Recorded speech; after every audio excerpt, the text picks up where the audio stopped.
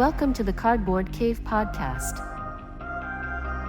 the #1 show in Puerto Rico about trading card games.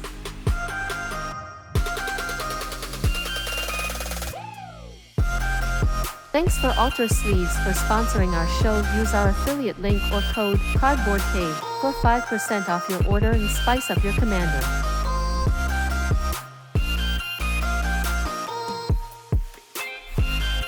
Don't forget to follow us on our social media or listen to us in all major audio platforms.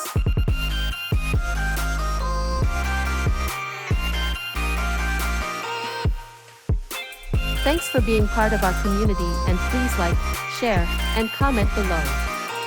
Plus enjoy the live show.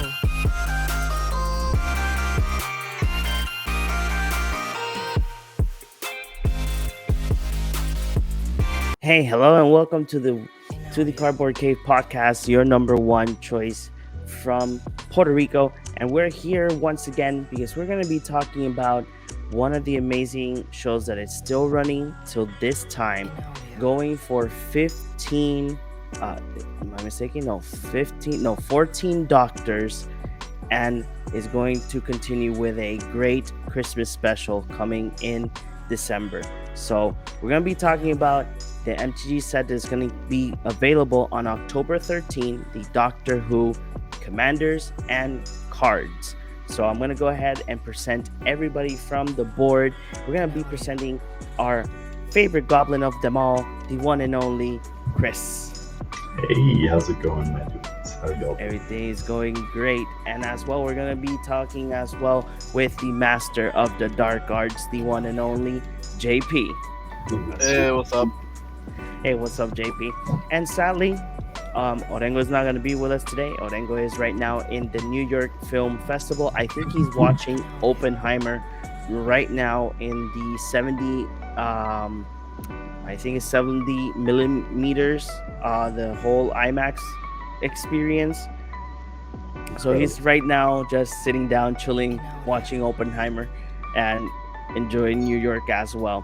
So guys, off the bat, we have been getting the almost the full spoiler. I think that the full spoiler for the Doctor Who Commander set is going to be, I think, by the end of this week, in the next 2 days. For the little that we have seen, are you guys excited for the set? Are you guys going to buy a Commander deck, or are you guys going to buy singles? I mean, I feel like we've already we've nearly made it the slogan here that we all just prefer to stick to and buy singles. I feel like if you got the chance to pre-order and get a good price on the Commander decks, you should definitely go for it. Especially if you're a Doctor Who fan, I would say absolutely go for it. Especially with what we saw with the Warhammer Commander decks, I think it's definitely worth getting into. I personally am not a huge fan of Doctor Who. I've always had a little bit of trouble with the aesthetic. I'm looking for the correct button. Wait, I think it's this one. I don't know if it's this one. If it's this one, I'm lucky. Let me see. Exterminate! Oh man.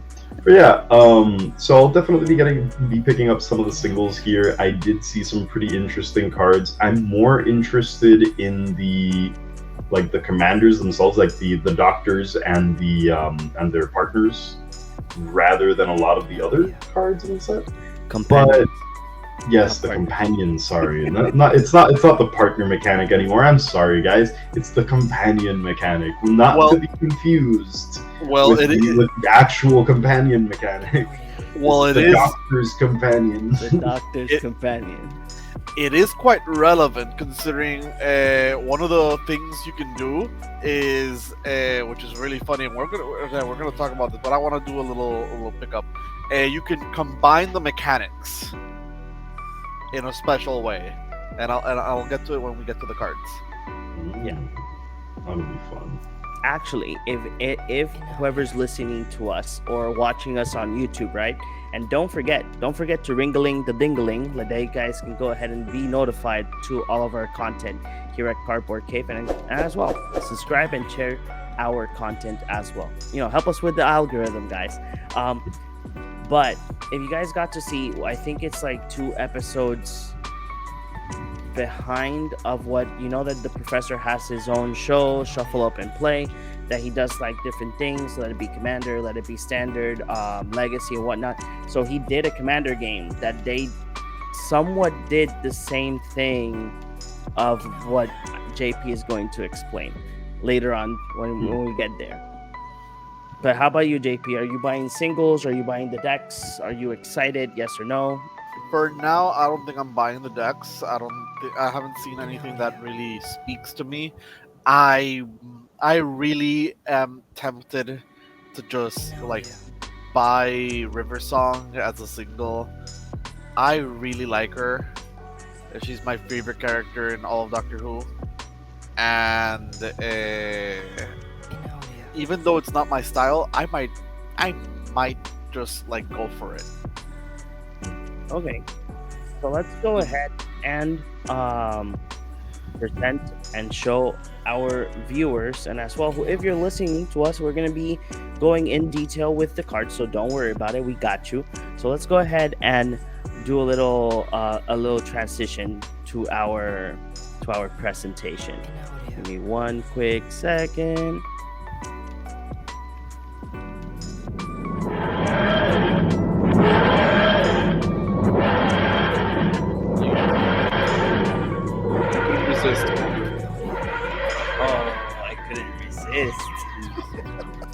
I got custom buttons for everything. Nice. Okay, so here we go. Let me go ahead and make sure that we look good. So we do look good, and You always look good. we always look good, right? We don't need to worry about that. Okay, so let's go ahead and move forward with the cards. So these cards have been recently previewed the last 24 hours, because these past 2 days, since the day of MTG Weekly, that in MTG Weekly they presented to us. Oh, I just had to smack my microphone. MTG Weekly did presented that we're going to be having all 13 doctors in the 2 hero decks. Was it 14?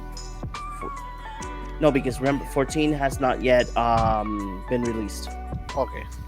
14 will be appearing, and they will be appearing, and it's 14, and probably what I've read, we're getting up to 15. So it's going to be 15 doctors moving forward, because in the Christmas special that we're going to get, there is a major plot point in the special that explains why David Tennant is back as the Doctor and not the actor from the hit series Sex Education. So let's go ahead and see some of the cards. Let's go ahead and go little by little. The most recent cards that have been shown are right here. I do love the artwork from these cards, and especially if you are somebody that is up to date with the show. Sadly, for some of the cards, I really don't know the episodes, because are the ones from the first 8 Doctors. I haven't gotten to that deep in the Whovian world, but the artwork is amazing, and each one represents an episode or one of these stories of Doctor Who. So we're getting Ponder reprint, we're getting Preordained reprint, Chaos Warp, and here's one of the legendary creatures. Whoever wants to take it away and read the card. We got Carbonista, Loyal Lupari. Come down for 4 generic mana and 1 green. It's a legendary creature, alien dog soldier. And it's an adventure creature. So on its adventure side, we have the spell Lupari Shield, which is 1 generic and 1 green mana. It's a sorcery. And it says humans you control gain indestructible until the end of your next turn. Then on the other side, we got the rest of the creature side, and we get a 5/5 Vigilance Trample Haste creature. And whenever it attacks, you get to put a +1/+1 counter on each human you control. So this is non-human human support. Yes. So non-human creature adding support to humans, which I find interesting. I don't know the lore between the of the Lupari, but I find this really cool, really interesting. Of course, it's always fun when you have like a human with human-related abilities on it, but humans are already broken, so it's fine. quick nitpick. So Loyal Lupari, he comes out in the new Doctor Who with 13. With the 13th Doctor is an episode of these type of like beings trying to conquer and exterminate Earth. So he is trying to stop it as well. He joins with the Doctor to stop it as well. So it's an okay episode. Not a lot of 13 is that great. I kind of like the flavor of like the Lupari being a dog alien and it having like the whole man's best friend concept like behind it, like the support to like behind the humans. I think that's great. There's another new card to the right, isn't that a new new card? Truth or consequences. Just like that, all of our listeners know, most of the cards on each commander, there is a very high percentage that all the cards are new, even though we are going to see like reprints in lands and in some instances in sorceries or enchantments, because Carpet of Flowers is right there, but there's going to be more new cards than reprints. Reprints are good because like JP mentioned that there is a card that he is looking for, so reprints are good. And as well, just to let you, if you didn't know, all these cards on the commanders are going to come non-foil. Only the face commanders are coming foil. If you want them in another treatment or foil, they come in the collector booster box or buy singles. So I'm going to go ahead and read Truth or Consequences. 2 for blue and red sorcery that has Secret Council. Each player secretly votes for truth or consequence. Then those votes are revealed. You draw cards equal to the number of truth votes. Then choose an opponent at random. Truth or consequences deal 3 damage to that player for each consequence vote. Interesting. I feel like they could have gone harder on the consequences. Yeah. I mean, if you're thinking about it, like this is supposed to be a product made for Commander. 3 damage to the face isn't great. It's a 4 mana card and it's an uncommon. I feel like 3 damage is fine. Mm-hmm. And it can draw you multiple cards. Yeah, but like who's gonna prefer giving you cards over just taking 3 damage to the face, you know? No, yeah, but the thing is that choose an opponent at random. So technically speaking, it's just a chaos game at the end of the day. So yeah, even more reason why I would like, as if someone is playing this against me, I would just choose for the 3 damage to get spread around, because even if I take him to the face, I'm still not giving you a card. I feel like it's just too much of an easy choice. Like everyone should just go with consequences unless you have something that might like synergize with this at best. Got a good point. Okay, let's keep scrolling down. So we have a Carpet of Flowers reprint as well. We do have a couple of Plane Chase cards. We are getting different Plane Chases for each commander, if I'm not mistaken. So each commander will bring, I think it's a set. I think it's around 4 or 6 for each. So there's going to be new Plane Chases as well. If you are a player that likes Plane Chase, you can add these cards to your Plane Chase deck as well. I'm missing the ones from the previous set, but I'll get them later on. Who wants to read the card Me, the Immortal? I do. Okay.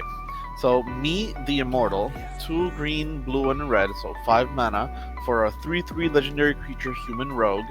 At the beginning, and the ability is at the beginning of combat on your turn, put your choice of a +1/+1 first strike, vigilance, or menace counter on Me, the Immortal.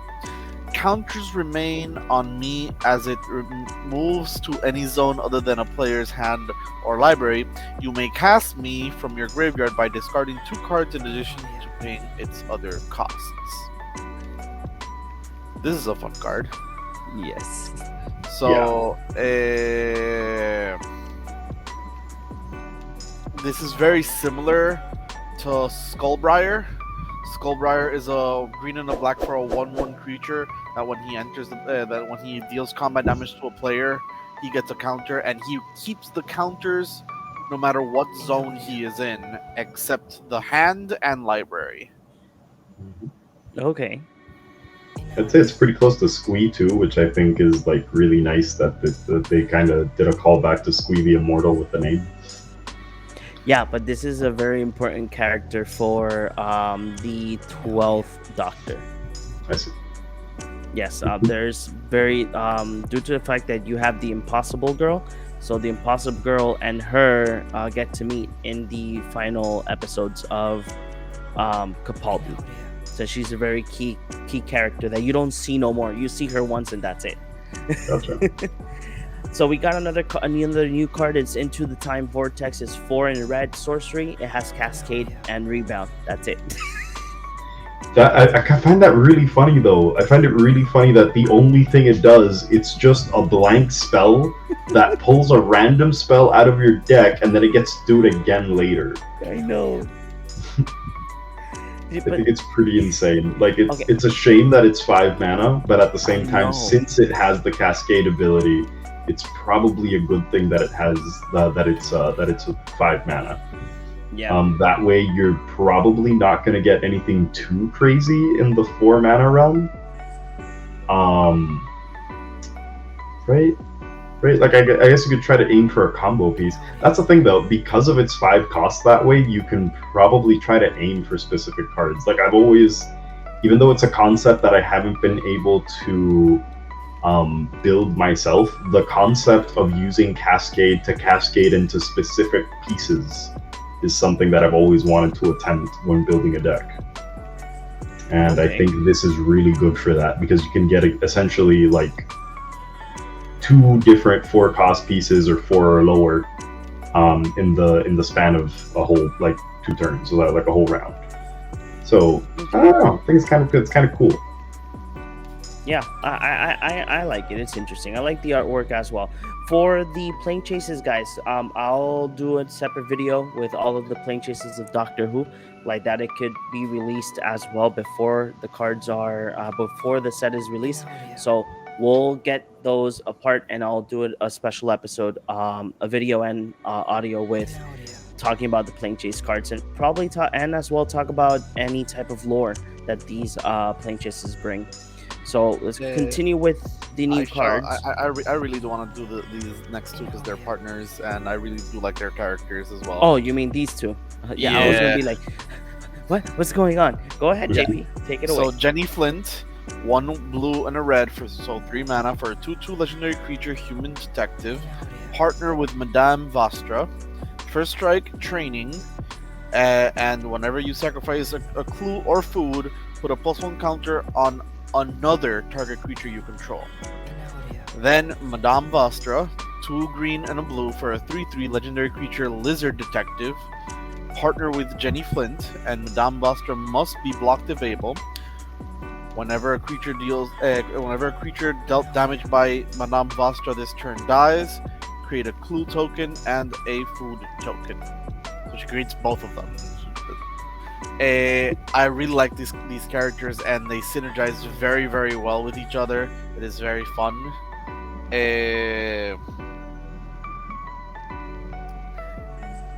I feel like they are very, very well balanced against each other, and the colors for food and clue tokens are perfect, because you could just add, because you have red, you could just add treasure tokens. You have the whole package. Yep, you can add the famous Academy Rector. Is it that card? Yeah, I think it's that card. No, Academy Rector is a white card, isn't it? Oh. Am I confusing the... Yeah, I think I am. Oh, I know what you're talking about. It's the artifact. Yeah, there you go. Benefactor. That card. Yes, I'm bad with names. So let's go ahead. I'm gonna take the next one is Nardo, Resourceful Cyborg, is 1 in the blue, legendary artifact creature, and he's a scientist as well. He taps for blue mana for each counter on Nardo. Spend this mana only to cast non-creature spells. He has Undying as well, and it's a Doctor's Companion. You can have 2 commanders if the other is the doctor. To be specific, this question came up a lot. Morophon is a legendary changeling, and there are other legendary changelings in Mhm. Magic. Changeling would give it all the creature types. For it to be a doctor's companion, it needs to be a doctor specifically, a Time Lord doctor specifically. It cannot have more creature types. So Morophon cannot partner with this card and no other Doctor's Companion. Doctor's Companion can only partner with specifically the things that are doctors. I see. Okay. Okay, Chris, so you want to take the next one? Yeah, we got Strax, Sonataran Nurse. Did I get that right? Yes. Sontaran Nurse. Sontar. He comes down for 3 generic mana, 1 red and 1 green for a total cost of 5. He's a legendary creature, alien cleric with vigilance and trample, and an ability which the name I can't read. Grenades. Grenader, or is it Grenader? Yeah, it's No, Grenadier. Grenades? Grenades. Oh, just grenades with an exclamation point. So you get to pay 2 mana and tap them and also sacrifice an artifact to choose a target player at random. When you do, he like Strax gets to fight another target creature that player controls. He also has an ability called Glory of Battle, which says that whenever he deals damage to a creature, you get to put a 1/1 counter on him. He's also starts off as a 5/5, so you activate his ability once, and you already are working up to a 6/6. I think it's also very relevant to mention that this guy says whenever Strax deals damage, so fight spells will definitely pump this guy up really quickly, as well as go ahead. One better. Chandra's Ignition. You choose him, and he will deal damage to each opponent and each creature on the battlefield other than him. So he'll deal 5 damage to everything. It's a board wipe. You cleared the field. He gets a lot of counters. +1/+1 counter for each creature that got hit with that. Wow. Yeah, and then you then double strike and you one-shot somebody. Yeah, I don't think you Wow. With creatures in play, you don't even need the double strike. Yeah. That's true. Jeez. And then there's this new card, this upcoming card right now, Surge of Brilliance. It's a 1 in the blue instant. It has Paradox that draw a card for each spell you've cast this turn from anywhere other than your hand, and it has Foretell that it costs the same thing of the card. I think that I would have preferred that the card would have cost at least 1 blue. Due to the fact that you have to already pay 2 to cast it, and then 2 to foretell it, and then 2 again to pay the foretell cost. Yeah, but that way, once you cast it from its foretell, you at least get to draw 1 card for having foretold it. Oh yeah, I know, but due to the fact of I know where this card is going to be. This card is going to be in the Tenant deck, because they like to play a lot of cards out of the game due to the suspend mechanic. So let's continue. I still think that Surge of Brilliance is fine, all things considered. Like, I don't know. I think that if it were rare, it could probably do more. I think like I would see like the foretell 1 less if it was a rare, maybe. Yeah, I imagine it too. So let's go ahead and continue. Kind of like cast your commander, pay an extra mana, and draw a card for just casting the commander, I guess. So we have a couple of other new cards here. We have another Doctor Companion. So we have Return the Past. So it's 4 and 2 red enchantment that as long as it's your turn, each instant and sorcery card in your graveyard has flashback, and its flashback cost is equal to its mana cost. So just a red leader. Yep. That enchantment touches the floor, and what you're supposed to do is win the game. You're supposed to, exactly. Yeah. This next card, I don't understand why it's a rare. Lunar Hatchling. Yeah, so it's Lunar Hatchling. It's 4 green and a blue for a 6/6 creature alien beast. Flying Trample. It has basic land cyclings for 2 mana, and an escape cost for 4 green and a blue, and exiling a land you control, so it has to be on the battlefield already. Exile 5 other cards from your graveyard, and you can cast it from your graveyard. That's a lot of exiling from the like. I don't feel like Or- that's for like a crappy dragon, essentially. At that point, like it's just a it's 6/6 flying flying trampler. It's like it's 5 cards plus a land is too much of a cost. Yep, Yeah. I agree. We got one of the coolest cards in the set coming up, though. Flaming Tyrannosaurus. I mean, it's dinosaurs and fire. What more can you ask for? This guy is a 7 cost. He costs 5 generic mana and 2 red. He's like I mentioned, he is a creature dinosaur. A 5/5 with menace and a paradox ability. Is that what it is? Yes. Yeah, so it says whenever you cast a spell from anywhere other than your hand, Flaming Tyrannosaurus deals 3 damage to any target. So he just gets to bolt something. And then you put a 1/1 counter on Flaming Tyrannosaurus. When Flaming Tyrannosaurus dies, it deals damage equal to its power to each opponent. So it punishes the entire board for it dying. So you either exile this thing or just look at it and be afraid of what it can do. And I don't know, Prosper maybe? In Prosper, you're just randomly, not randomly actually, you're just kind of bolting the board for doing what your commander already wants to do. It's just a shame that this thing costs 7 mana, but I'm pretty sure somewhere out there is going to find some kind of use for this, because it's, I don't know, I feel like it's a really fun thing to play. With the new Welcome to Jurassic Park. Hello. That was loud. That was really loud. Wow. What was that? Okay, give me 1 second. Let me get back. That was too funny.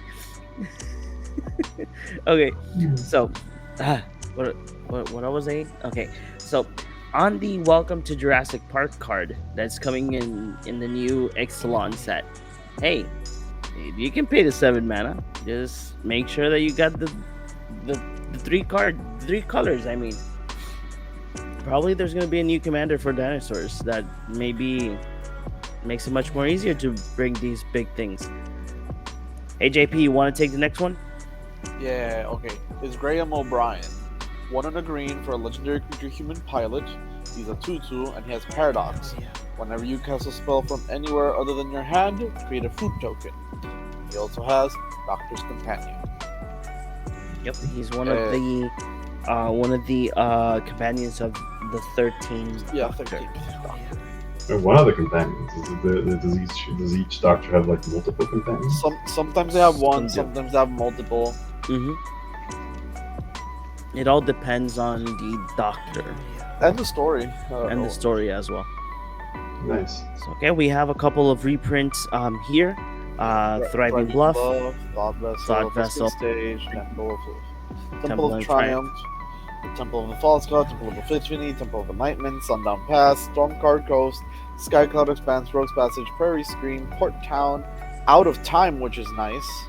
Yes. This is art. Really underrated board wipe. Really, I don't know if we've mentioned it like in the show before, but I feel like Out of Time is super underrated. It's quite a mean card. Mm-hmm. I love it. Like, do you think it's just like nobody talks about it because it's just like just as mean as playing an Armageddon in like your Catilda deck? Or It's quite mean. Yeah. You got Mystic Monastery, Myriad Landscape, Irrigated Farmland, Inspiring Refrain, Grasp of Fate, Glacial Fortress, Furry Calm Snarl, Frost Boil Snarl, Fractured Identity, Evolving Wilds, Deserted Beach Command Tower, Clock Spinning. I need that command tower foil. Yeah. And then I think we finally got to the actual next card. juicy part. How do you Judoon? Judoon. I think it's Judoon Enforcers. Enforcers. It's 5 red and a white for an 8/8 creature alien rhino soldier. With trample, no more than 1 creature can attack you each combat, and it has suspend to spend 6 for 1 red and a white.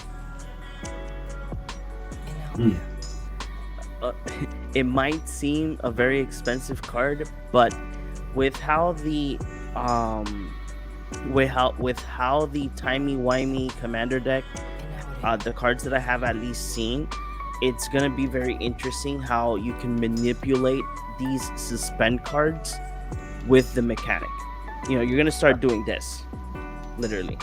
Don't People you? assume that time is a strict progression of cause to effect, but actually, from a non-linear, non-subjective viewpoint, it's more like a big ball of wibbly-wobbly, timey-wimey stuff. You really came prepared for that. Oh, Yep. yes. He's been preparing all month for this episode. It's excellent. Yes. Up next, we do have Kate Stewart. Kate comes down for 1 generic mana and for a whole America for that blue, red, and white. She's a legendary creature, human scientist. She's a 3/3, and whenever you put 1 or more time counters on a permanent you control, create a 1/1 white soldier token. Whenever Kate Stewart attacks, you may pay, is that 8 mana? Yes. If you do, attacking creature gets +X until the end of the turn, where X is the number of time counters among permanents you control. He does. In this case, what I don't understand here, because I did see some cards that were adding time counters to things. What I don't understand is do time counters in themselves do a thing, or do usually some kind of spell or card ability is what gives time counters a purpose? Like for example, with divinity counters. There is a new mechanic. I don't know if in the next cards is there. No. So there is a mechanic called time travel. And time travel has a unique unique effect. When we get to a card, we'll explain it. So we got a couple of cards here as well. Become the pilot, 3 and 2 blue, enchantment aura, enchant non-commander creature you control, enchanted creature gets +2/+2 and can't be blocked unless it's attacking its owner or a permanent its owner controls. As well, we have Twice Upon a Time. It's 4 and 2 blue. It has a adventure as well, and it's a sorcery. Whoa, wait. It's a sorcery with an adventure. Yes. It's a sorcery with an adventure sorcery on it. Exactly. It's literally twice. Wow. Twice. See? That's so That- cool. That's very clever design. I know, right? I didn't. Wow. I Two didn't. sorceries in one. It's 2 sorceries in 1. So one of them is Unlikely Meeting. That is 2 and 1 and 2 blue. This is the adventure side. It says search your library for a doctor card, reveal it and put it into your hand, then shuffle. The sorcery, the Twice Upon a Time sorcery card, says cast a spell only if you control 2 or more doctors. Take an extra turn after this one. Exile Twice Upon a Time.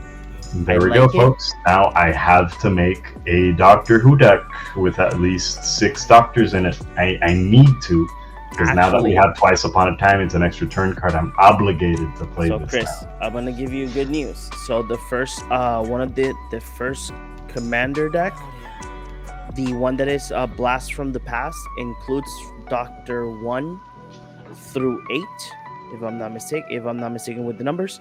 Timey Wimey will include from 8 to 11, and the last the one with 13 will include 12 and 13.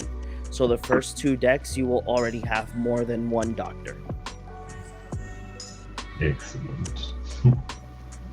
Yeah, Damn, now we got- they're really gonna make me buy these commander decks. Clever wizards, clever. How dare you put an extra turn spell in the set that I wasn't really thinking of buying? Next card to go a little bit quick is Confession Dial. 3, an artifact. When Confession Dial enters the battlefield, surveil 3. And it has the tap ability that's tap target legendary creature card in your graveyard gains escape until end of turn. The escape cost is equal to its mana cost plus exile 3 other cards from your graveyard. Yep, so you get an Underworld Breach for legendaries that doesn't leave the battlefield. And it also costs 1 more mana.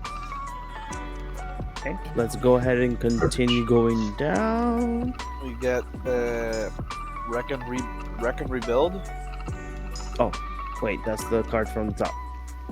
Yeah, next to Take it away, JP or Chris. Yeah, Wreck and Rebuild, 1 red green for a sorcery, choose 1, destroy target artifact or enchantment, or mill 5 cards, then you may put a land card from among your graveyard onto the battlefield tap. And it has flashback for 3 red and a green. Decent card. It's utility and at 3 mana. Next card would be Become the Pilot, or did you guys? Oh, I already spoke about Become the Pilot. Memory Worm. Memory Worm is 1 red for a 1/1 creature alien worm. Paradox. Whenever you cast a spell from anywhere other than your hand, Memory Worm deals 2 damage to target player. That player discards a card, then draws a card. Put a +1 counter on Memory Worm. This is actually really stupid strong. Imagine this in a Prosper deck.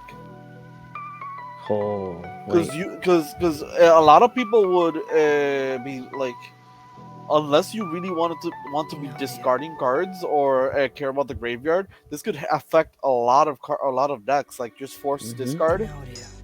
They get to replace the card, but it's still very strong. Wow, I hadn't seen this one. it's good. It's a good card. Yeah. We have another companion as well. Yes. We have Dan Lewis, 1 and a red for a 2/2 legendary creature human. Each non-creature, non-equipment artifact you control is an equipment with equip 1, and equipped creature gets +1/+0 in addition to its. Wait, what? Whoa! In addition to its creature- other types. Yeah. +1/+0. Yeah, and the equipment with equip 1, and the equipped creature gets +1/+0 in addition to its other types. Okay, it's I didn't see the little equipment thing yet. And it has Doctor's Companion. So basically, your Soul Ring becomes An equipment. +1/+0. It's an equipment +1/+0. Oh shit, that's amazing. The next card is Psychic Paper. 2 mana for an artifact equipment. As Psychic Paper becomes attached to a creature, choose a creature card name and a creature type. Equipped creature has Ward 1. It can't be blocked, and its name and creature type are the last chosen name and creature type, and equipped for 2. There was a legacy combo that tried to use this to try to cheat in a Emrakul the Aeon's Torn into play with this. I forgot the other card that allowed you to do this, but basically you put Psychic Paper onto another creature and cast the other card that looks for the card you need. Wow. I mean, but is Psychic Paper like a reprint, or did they just like figure it's it a out new as card. soon as it was spoiled? It's a new card. Okay. So they just kind of figured it out, like as soon as they were spoiled, they were like, yes, we can use this in Legacy to be an asswipe. Ah. Yeah. Nice. The I love next this card. community. Yeah. The next card is Danny Pink, 3 and a blue for a 4/3 legendary creature, Human Soldier Advisor.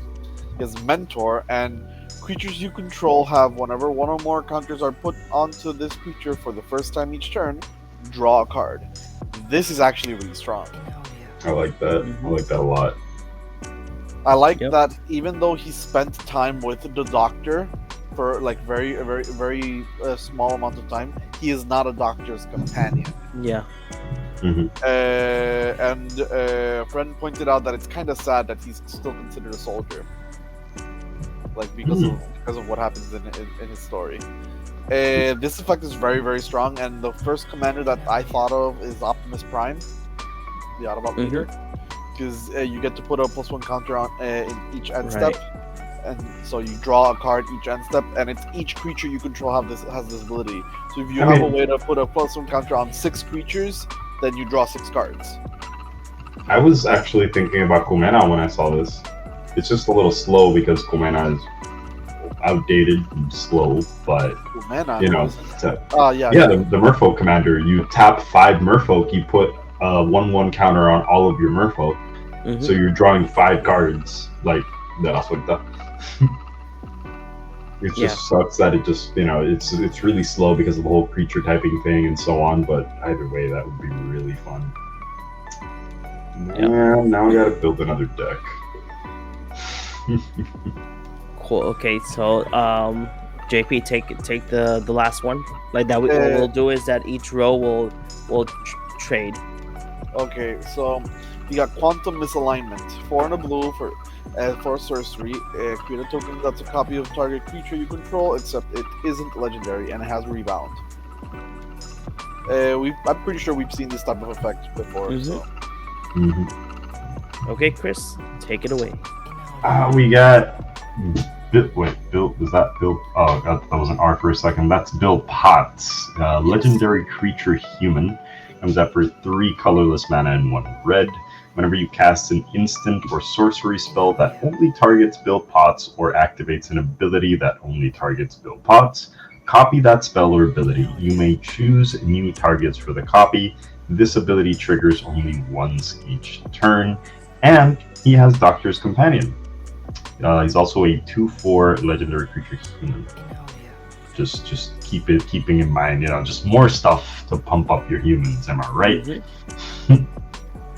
It's kind of a shame that it only copies the ability once, considering that we already have. I forget the name of the card, but the goblin that you target it, and then it just considering that we have cards like Zada, it's kind of sad that this guy only triggers once. Yeah, Though but I'm not. This is limited Zada with partner. You can think of it that way. Yeah, Exactly. limited Zada with partner, and I think Zada doesn't cover a lot of the abilities that do the same thing don't cover abilities, do they? I'm pretty sure. Yeah, Zada only cares about instant sorceries. Exactly. They usually don't cover abilities, which I think is interesting. I think the ability thing might have been the thing that actually kept this from what's that called? The reason why they chose to do this only once each turn. Other than the fact that it has Doctor's Companion, sure, because either way, the fact that it's Doctor's Companion and not just straight out Companion does nerf it a lot. But if this wasn't just once each turn, I think it'd be really easy to break. Even at its current state, there's probably someone who'll figure out how to break it, but who knows? We'll find out really soon. That is true. Next up, we got Impending Flux. That's 2 generic mana and 1 red for a sorcery. With Paradox, Impending Flux deals X damage to each opponent and each creature they control, where X is 1, plus the numbers of spells that you've cast from anywhere other than your hand this turn.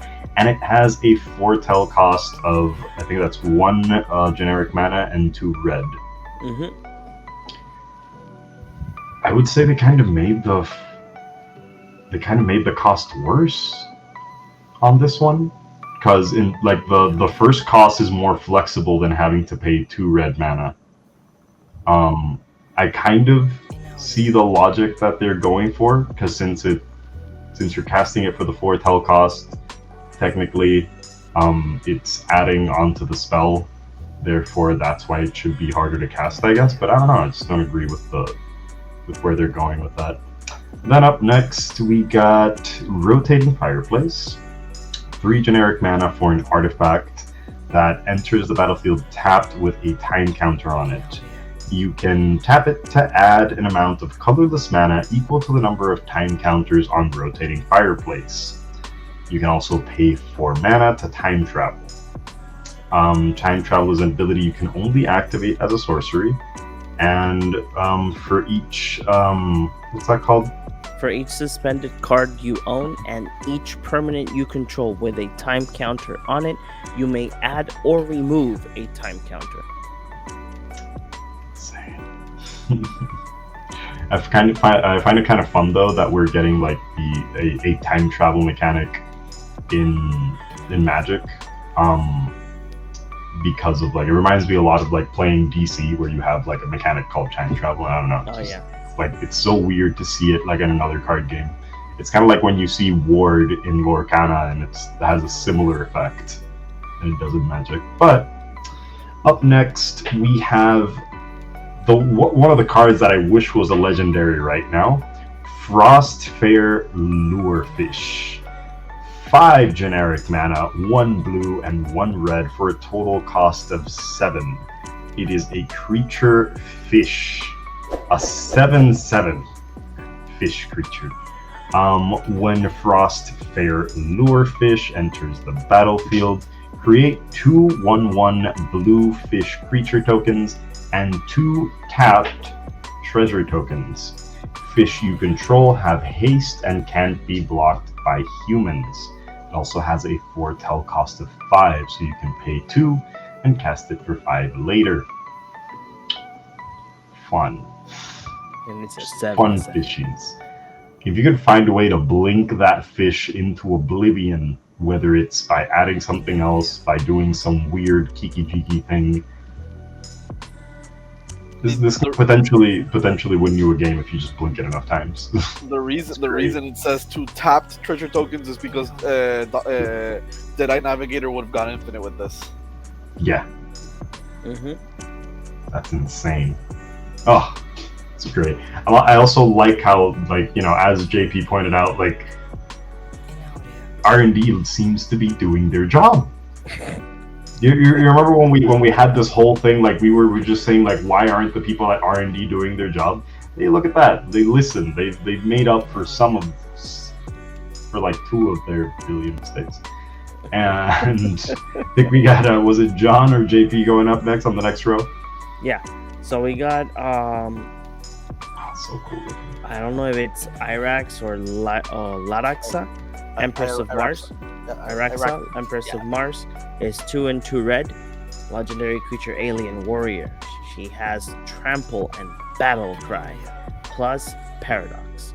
Whenever you cast a spell from anywhere other than your hand, create a 2/2 red alien warrior creature token, and it's a 5/4. It's an interesting card. For 4 mana, it could be your commander, and then you can do crazy shenanigans if you find a way in red to do crazy shenanigans. I mean, to be fair, red does have a lot of, like, you know, exile this card, cast it later cards as like their new, well, not new, but like as their main card draw mechanic now. So I think this is actually pretty viable. Yep. Next card is called Flatline. It's 2 and blue. Instant. Creatures your opponent controls have a base power and toughness of 0/1 until end of turn. Seems excellent. And it says, we found the missing people. They're in the wall. The 12th Doctor. Okay. We're going to go now to the main set. In this case, we will be seeing more of the Doctors. Some of the first 3 Doctors that we have here, and Davros has already been spoiled. We have a reprint of the Wedding Ring as well. So I'm just gonna jump into the next row, and I'll do this row like that. We can move forward. So we have Ace Fearless Rebel. It's 3 and green, legendary creature, human rebel.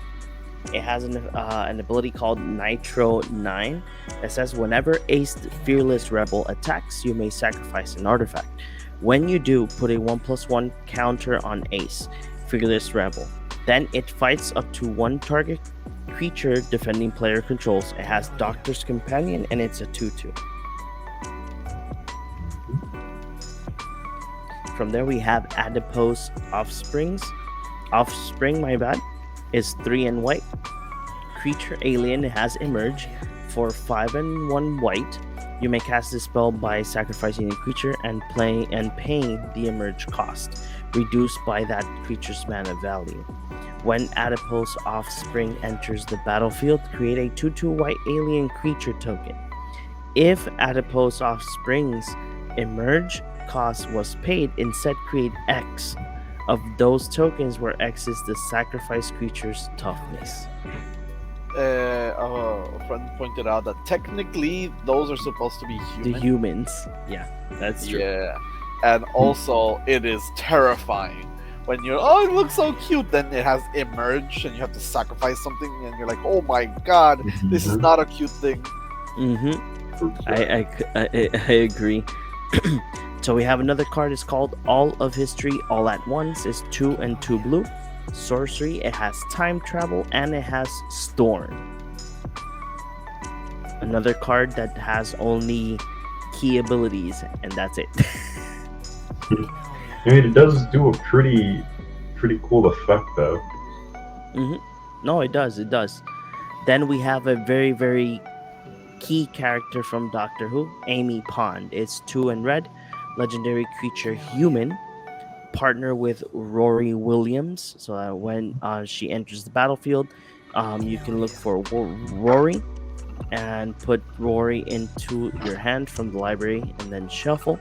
Whenever Amy Pond deals combat damage to a player, choose a suspended card you own and remove that many time counters from it. It is a 2/2 with Doctor's Companion. This deck, the timey-wimey deck, is going to be bonkers. I like it. I think that probably off the box is going to be at least from, depending on what other cards it's going to have, I think off the box is going to be a good. I think all of these decks are going to be fun to play with no upgrades if you just want to have like the Doctor full experience. But these things of like suspended cards and everything, it gives a leeway to create new commanders with these type of mechanics. The next is a saga, is 1 and 2 blue, and an unearthly child. This is from the first Doctor, the first episode of the first Doctor. The 3 chapters do this. The following thing is reveal cards from top of your library until you reveal a Doctor, a card with Doctor's Companion, or a vehicle card. Put that card into your hand and the rest on the bottom of your library in a random order.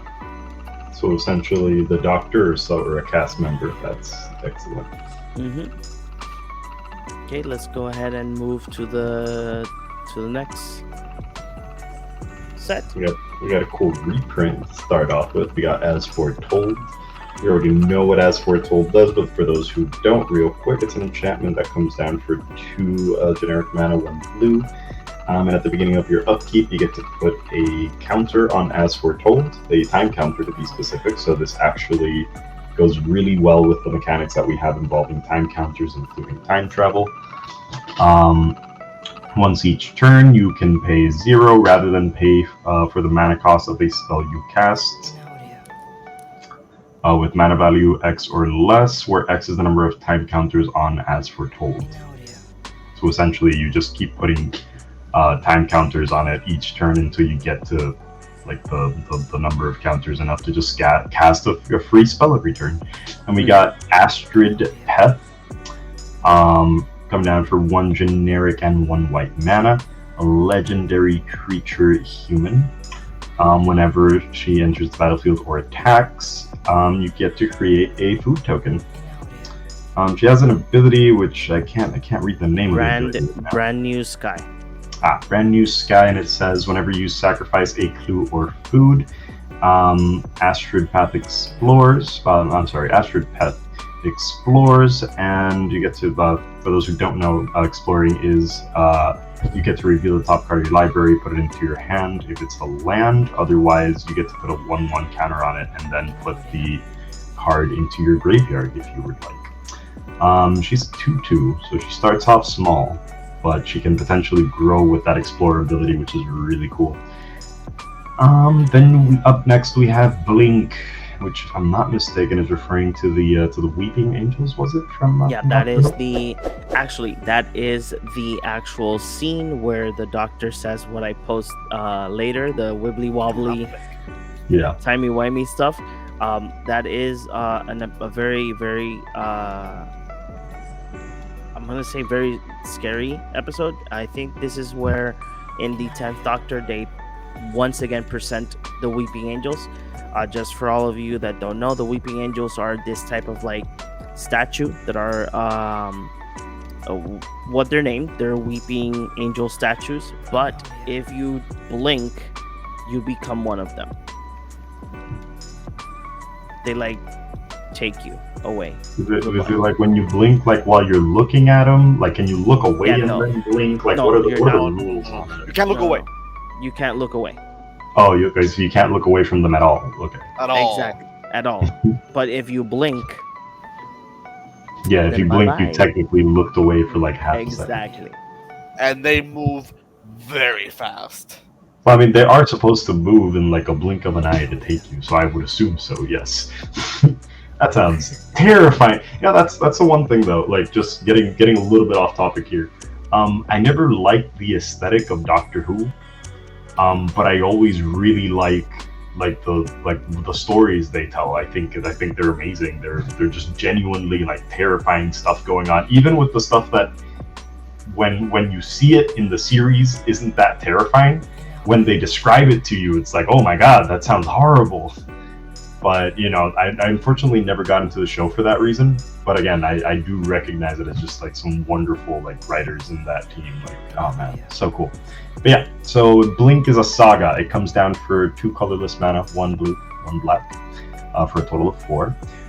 Choose target creature. Its owner shuffles it into their library. That's what it does for the first 2 chapters of the saga.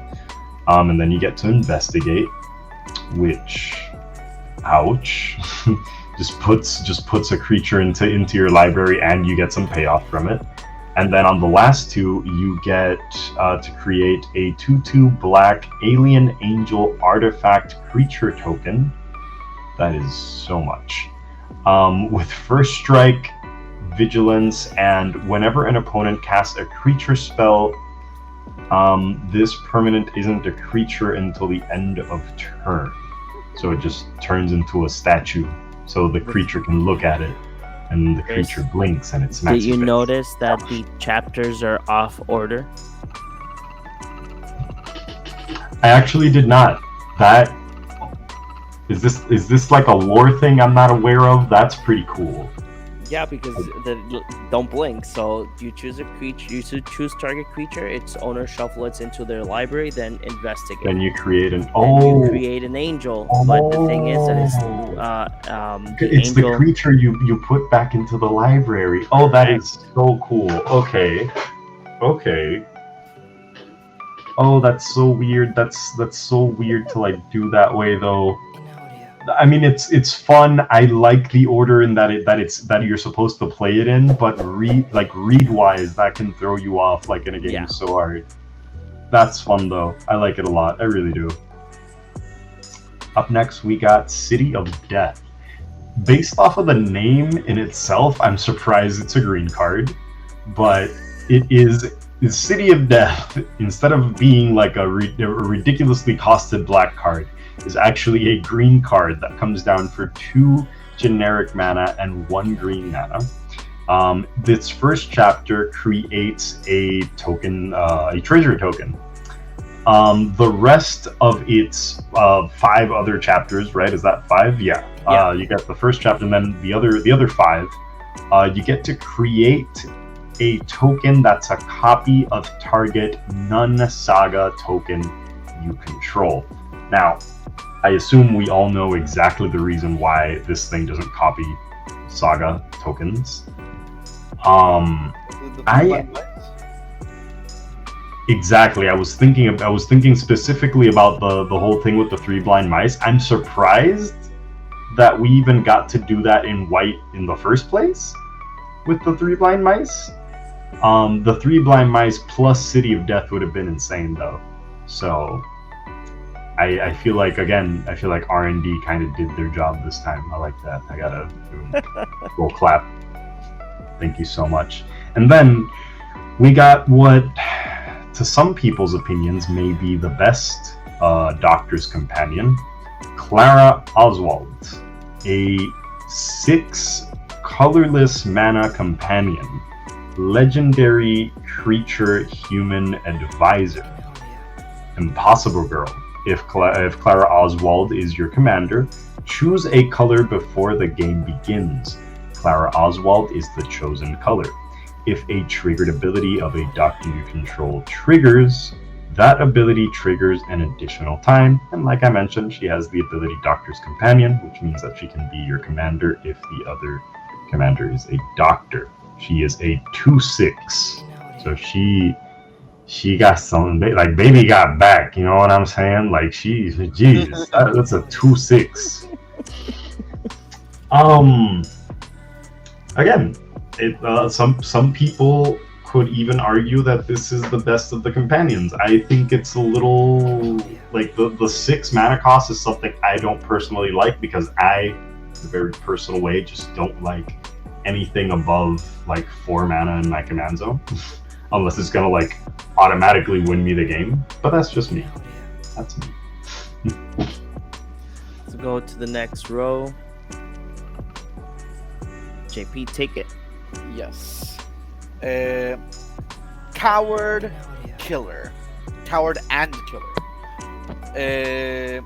So 1 in a red for Coward. It's a sorcery. Target creature can't block this turn and becomes a coward in addition to its other types. And on the turn, and time travel.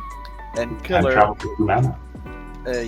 Killer, 2 red. Killer deals 3 damage to target creature and each other creature that shares a creature type with it. Note that this card, even though it has 2 sides, it is not a fuse card, so you cannot cast both sides. Next card is Kraken Time, 3 in a white for an enchantment, vanishing 3. When Kraken Time enters the battlefield at the beginning of your pre-combat main phase, exile target creature an opponent controls until Kraken Time leaves the battlefield. This sounds absolutely disgusting in Atraxa. Oh, I mean, it's just one of those enchantments that gets to take something until it leaves the battlefield. I mean, it's not. Yeah, every turn with Atraxa, because it loses 3 counters. It loses 1. Oh, I'm sorry. At the beginning of the At the main beginning phase, of your pre-combat that. main phase, exile Yeah. your creature. Yeah, you just keep taking stuff. I forgot about that second part. My bad. Yeah, so That's why I like this card. enters And with then 3 counters. You lose 1 as you give it 1 at the end step because you're playing Atraxa. Then in your upkeep it loses 1, but it's always gonna be basically at 3 or 4. That's Or stupid. Or You don't if even have if to you go do that far time with the travel. Atraxa. Exactly. If you time travel, you can add another one. So That's absolutely insane.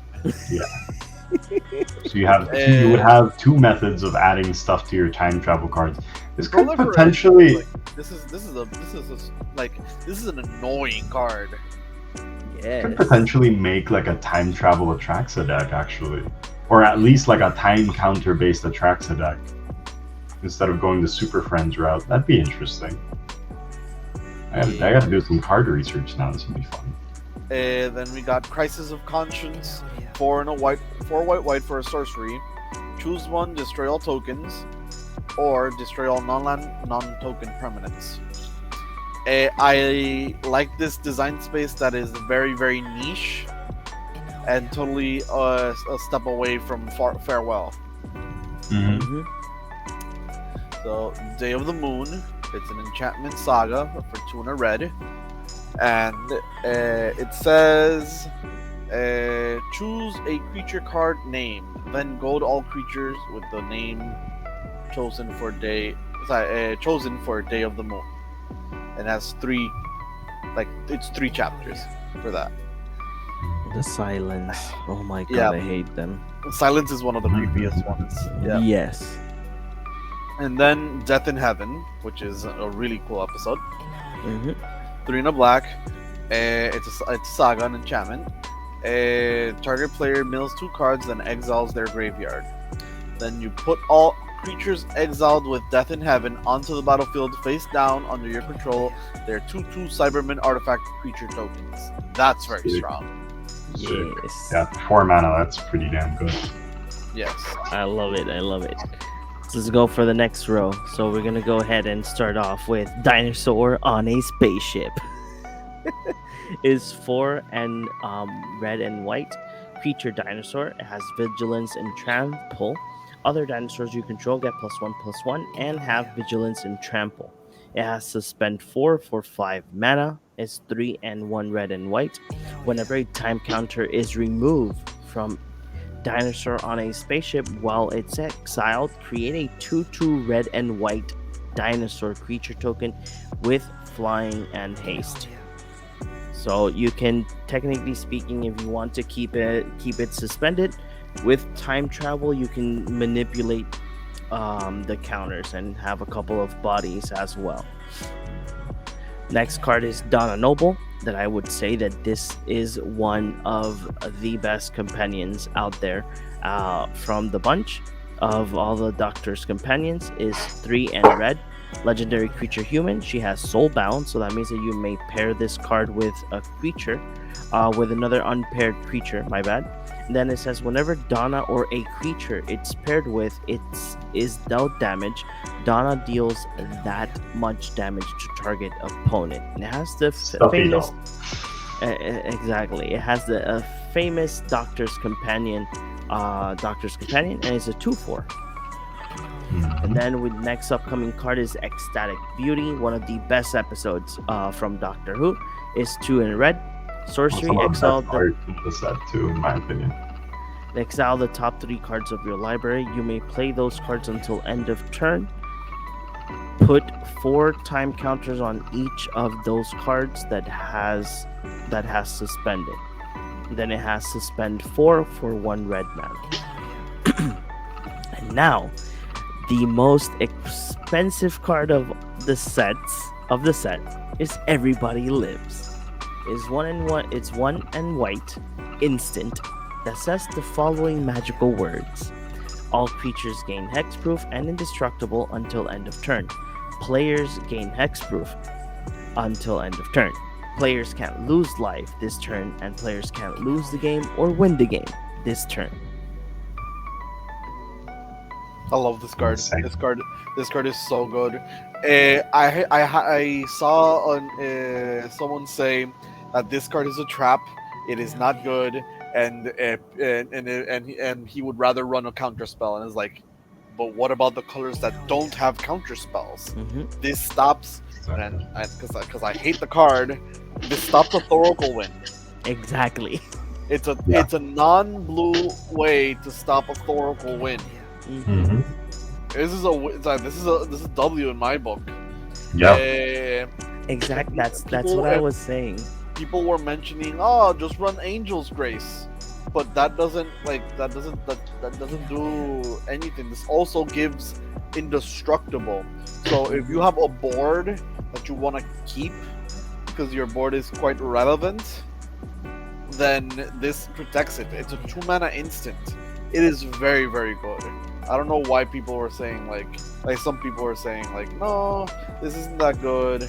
No, this is very good. This is very good because as well, if you're a person that like us, that we go to these CDH tournaments, right? And there's like, oh, if you don't have a response, I'm gonna win. And you're like, okay, do your thing. And then you're like, well, in response to whatever you're gonna do at the end, I'm gonna cast Everybody Lives. So whatever you're gonna do, it doesn't matter. You have to pass your turn. Yes. It's incredible. Yeah. And then next card. Yeah. Just because notably, this also stops Underworld Breach combo because Brain Freeze needs to target, and if you cast the Everybody Lives, and they only have themselves to target. Well, I mean, they can still just target your lands. Like this still like it like players gain hexproof and creatures gain hexproof, but they can just target your lands. Yeah, but like, Brain Freeze is target player. It's target player, exactly. Oh, my bad. I was thinking about the other one, not Brain Freeze. I was thinking about the one with buyback. My bad. No, but yeah, this is a great card. I actually, as soon as it was when it was spoiled, I was like, this card is going to be expensive, especially in its foil format. So if you at least figure out which commander deck it comes, if you get the commander for a good price, you have a good card at least from the 99. Next card is Everything Comes to Dust. It's 7 and 3 white sorcery. It has Convoke, so that means that your creatures can help you cast this card. Exile all creatures except those that share a creature type with a creature that convoked this spell. All artifacts and all enchantments. Shit, I just read the card and I'm like, hey, how about if I exile everything but my slivers stay in the game? Nice. That's what that is. Just be beautiful. Like I keep thinking, like I recently like tried building another version of Cthulhu, and all I can think about when I saw this was just like, oh, look at that, just in time for the tribal deck I'm making. Excellent. Let's go for the next four knocks. We already spoken about this one. That's my favorite card. What about Flesh Duplicate? Exactly. No. Yeah, I'm just mentioning at least the reprints. Yeah. So yeah, it's the reprint is Exotic Orchard, Farewell, and Fiery Islet. I've already expressed how I feel Farewell was a mistake, but Farewell as a mistake, you mean as like it being printed in the set, or what exactly? No, it's a mistake of a card. What? Come on. Yeah, even Gavin Verhey, if I'm not mistaken, Gavin Verhey says like the designer of the card says it was a mistake of a card. They're moving away from this type of effect. Because the problem with Farewell is it says choose one or more, not choose one or choose two or choose three. No, choose three would be too much. Choose one or two, like that. You can choose three would be too much, but you can literally just choose all the modes on the card anyways. So yeah,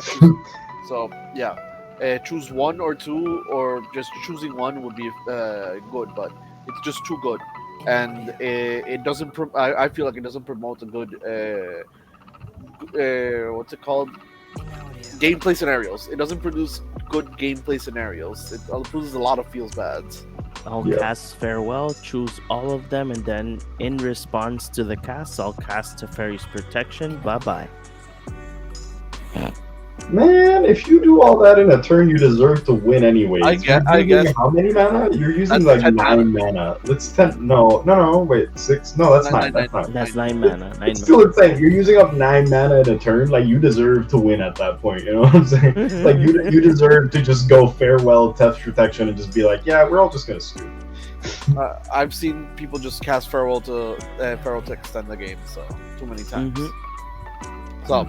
Flesh Duplicate, blue, creature, shapeshifter, rebel. It's a 0/0, but you may have Flesh Duplicate enter the battlefield as a copy of any creature on the battlefield, except it has Vanishing 3. If that creature doesn't have Vanishing, I'm seeing Dockside right here. Another Dockside. This is a phantasmal image, but for a stricter cost for blue. And you can blink it, and you can do more stuff with it. All I heard is phantasmal image, but better. Yeah, this is a very, very good card, and it doesn't say price, but I'm pretty sure this is one of the more expensive ones. And then 4 knocks, 2 and a white, Vanishing 4, at the beginning of your pre-combat main phase, draw a card. Pretty good. Hey, it's consistent card drawing white. You know, like, you don't often get consistent card drawing white. It does have Vanishing 4, which, you know, again, white can never get anything that's just good. But, hey, we got something. Go ahead. Chris, it's your turn. Oh, really? I thought it was John's turn. Alright, so we got the Saga Fugitive of the Jadoon. It comes down for 4 colorless mana, or generic mana, whichever you'd like to use, and 1 green, for a total cost of 5. First chapter creates a 1/1 white human creature token with Ward 2 and a 4/4 white alien rhino creature token as well. You get to investigate once in the second chapter. And the third chapter, you may exile a human you control and an artifact you control. If you do, search your library for a doctor card, put it onto the battlefield, then shuffle. Does it feel bad to wait 3 turns to get a doctor onto the battlefield? Yes. Does it feel bad when you realize you can bring like an insanely costed doctor card onto the battlefield with just waiting 3 turns or just finding a way to move those counters around? Not as much. We got the Gallifrey. Gallifrey. The Gallifrey Console Chamber. It's a legendary land. And when it enters the battlefield, you get to surveil 1, which I think is great. You can tap it for 1 colorless mana, or you can add 1 mana of any color, but you can only spend that mana to cast Time Lord or Alien spells, or activate an ability of a Time Lord or Alien. In other words, you can only use it from cards of this set. Mhm. That's kind of cool. I like that. You also got the Gallifrey. Yeah, go ahead. Aren't there aliens in the Got last set, I unset? think. I don't know if any of them are legal, but yeah, it's likely Yeah, that there you are a can. couple that are legal. Yeah. Fun. Remember, not all of them had acorns. Correct. Oof. So we have the Gallifrey Falls. It is a 6 cost. It's Gallifrey Falls and also No More. Gallifrey Falls is a 6 costed. That's 4 generic mana and 2 red for an instant that deals 4 damage to each creature. If a creature dealt damage this way would die this turn, it gets exiled instead. And then you got the instant No More, which for 2 generic mana and 1 white, tells you that any number of creatures you control can phase out. So you can, you can choose specifically what creatures get to phase out or don't. Which I find really interesting. Like, if you need something to die or be exiled with a certain effect, or like a board wipe or something, like you don't want it to be protected, like you can. Which I think is actually pretty relevant. You also got the Gallifrey Stands. Comes down for 4 generic mana, 1 white, 1 blue. It's a legendary enchantment. When it enters the battlefield, you get to return all doctor cards from your graveyard to your hand. Again, weird to see, what's it called, like not reanimation necessarily, but like recursion in blue-white for creatures. At the beginning of your upkeep, you can put a doctor creature card from your hand onto the battlefield. And if you control 13 or more doctors, you win the game. In other words, you just buy all of your doctors, right? You put them all into one deck. And you put a bunch of like phantasmal image and all that fun stuff, and then you just slap this on the board and watch everybody go nuts and try to kill you or remove your enchantment. But since you're playing blue-white because you're a real asshole, you get to watch them all just suffer defeat in the most inevitable feeling way possible. You just counter everything. Oh, beautiful, beautiful way to end the game. And then you got Genesis of the Daleks, 4 generic mana and 2 black, for a total cost of 6. In the first 3 chapters of the Genesis of the Daleks saga, you get to create a 3/3 black Dalek artifact creature token with Menace for each lore counter on Genesis of the Daleks. Wait, I didn't read that part. I didn't see that earlier. What do you mean for each? What do you mean for each time counter? Hold your horses. So the first time you make 1 for each lore counter. Like for the first time you create 1 Dalek. The second time you make 2 Daleks, so you have 3 Daleks now. And the third time you make 3 Daleks, so that means you got 6 Daleks. You just, oh my god, that is beautiful. That is lovely. All right, so at the final chapter of the Genesis of the Daleks, target opponent faces a villainous choice. Destroy all Dalek creatures, and each of your opponents lose life equal to the power of the Daleks that died this turn, or destroy all non-Dalek creatures. So either the entire board takes, how much damage is that? 24, is it? No, I'm sorry. That's 36 damage. Yeah. The board takes 36 damage. Ouch. Exactly. Or, jeez. And that's not okay. including if you have more Or they Daleks wipe in their the own in boards. the game. Wow. That is in fact a villainous choice. I am thirsty for that card. That is such a beautiful card. I would like to build the Dalek deck simply around Genesis of the Daleks. I didn't want to buy this set, but now you've shown me this. I didn't read that right the first time. Like the villainous choice, like I knew was insane, but I didn't realize that you get to make that many Daleks. It was just like, okay, you make 3 Daleks. That's okay. It's fine. No, I was terribly wrong. That card is fun. I'm not saying it's good or that it's amazing, but that is fun. It is extremely fun. Yeah, let's go ahead and keep moving forward. I think that we're there's still cards to talk about, and we want to go through them as fast as we can. So next cards are the following: is Heaven Sent, is blue and red.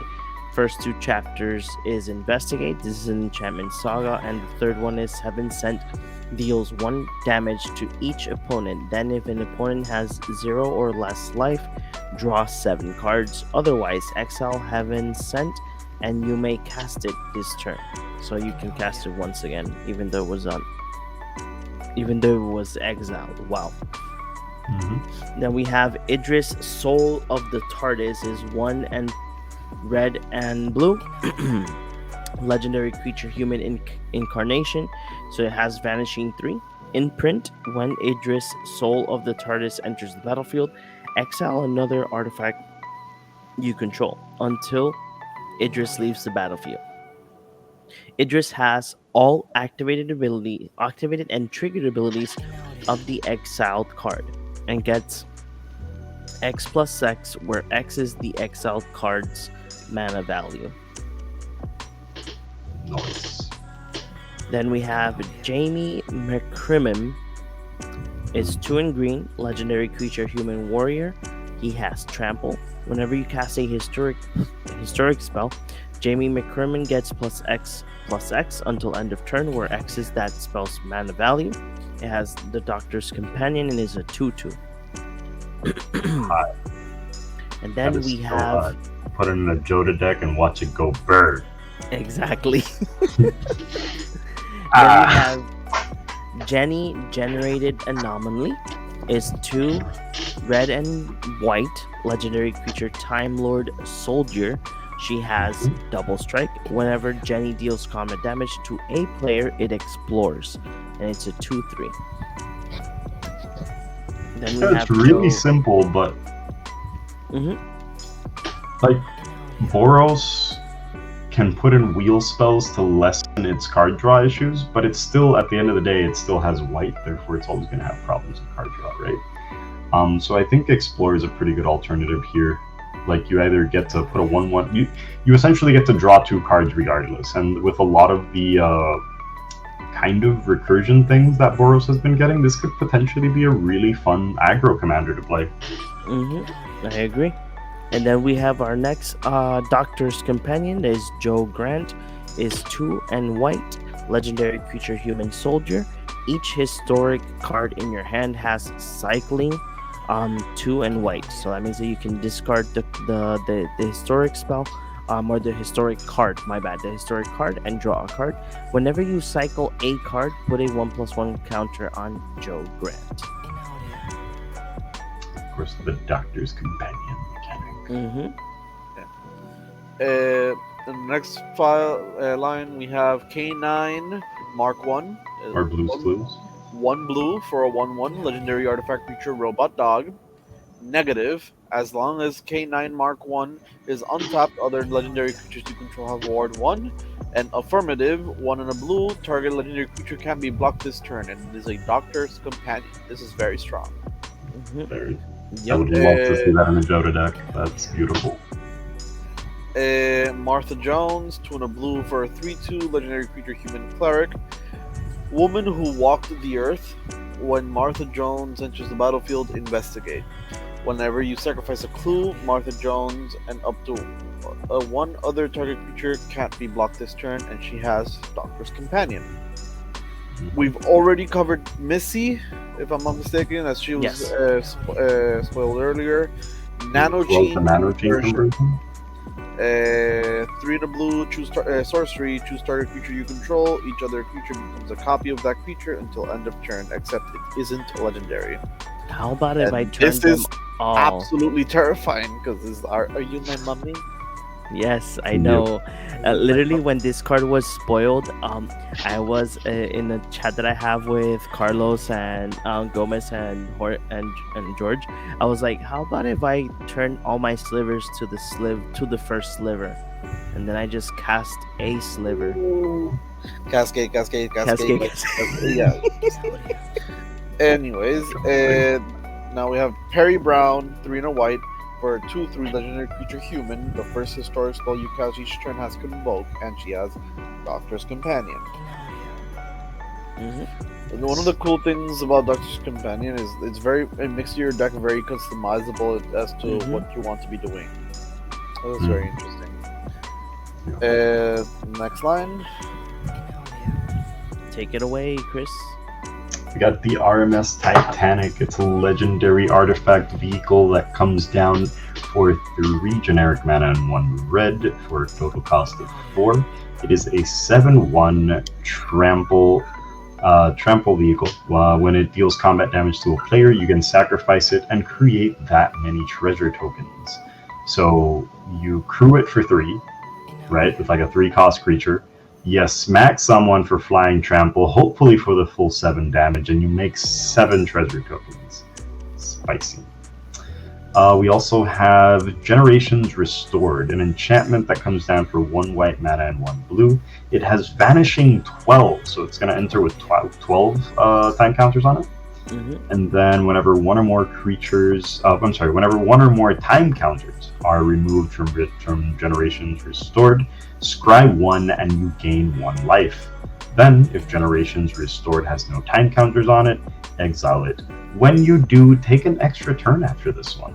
Again, just tempting me with these extra turn things. And then you got Reverse the Polarity. For 1 generic mana and 2 blue, you get an instant that lets you counter all other spells. So, Summary Dismissal, but better is what I'm hearing so far. Well, not better, because it doesn't exile the things, but you get the point. Switch each other creature's power and toughness until the end of the turn, and then creatures can't be blocked this turn.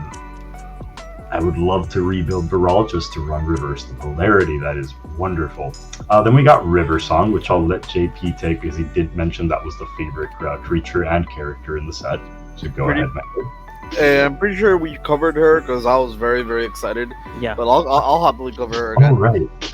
River Song, 1 blue and a red, so 3 mana for a 2/2 legendary creature, Human Time Lord Rogue. Meet in reverse, you draw cards from the bottom of your library rather than the top, and spoilers, whenever an opponent scries, surveils, or searches their library, put a +1 counter on River Song, then she deals damage to that player equal to its power. She has a combo with Time Stream Navigator. You can put Curiosity effects on her and you'll start drawing cards. She's a stacks piece in blue-red. I love her. Yep, insane. So we got River Song's Diary coming up next, which is why River Song was so relevant and important. And says it's a 3 mana artifact for 3 generic mana. It has Imprint. Whenever a player casts an instant or sorcery from their hand, exile it instead of putting it into the graveyard as it resolves. At the beginning of your upkeep, if there are 4 or more cards exiled with River Song's Diary, choose one of them at random. You may cast it without paying its mana cost. I don't love it. I don't love the card, but it is potentially fun if you have a play group which has a lot of spell slingers in it, and they're looking to do the kind of stuff I like doing, like casting lots of extra turn spells and lots of really big and flashy spells. Probably a fun card to run in your playgroup, as long as everyone's not going super high power CEDH. I think should be fine, because it would really suck to, for example, just get a demonic consultation out of this, and then just rolling the random die and just getting, oh, look at that, I get to cast demonic consultation and I don't have a Thassa's Oracle in hand. However, However, potentially a cool card if you have that kind of luck in which you are a Thorival player and you exiled someone's demonic consultation with this.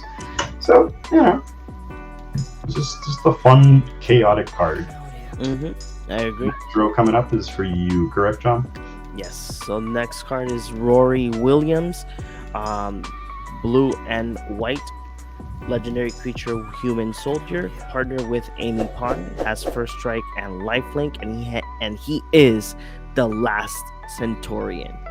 When you cast this spell from anywhere other than exile it with 3 time counters on it. It gains suspend, then investigate.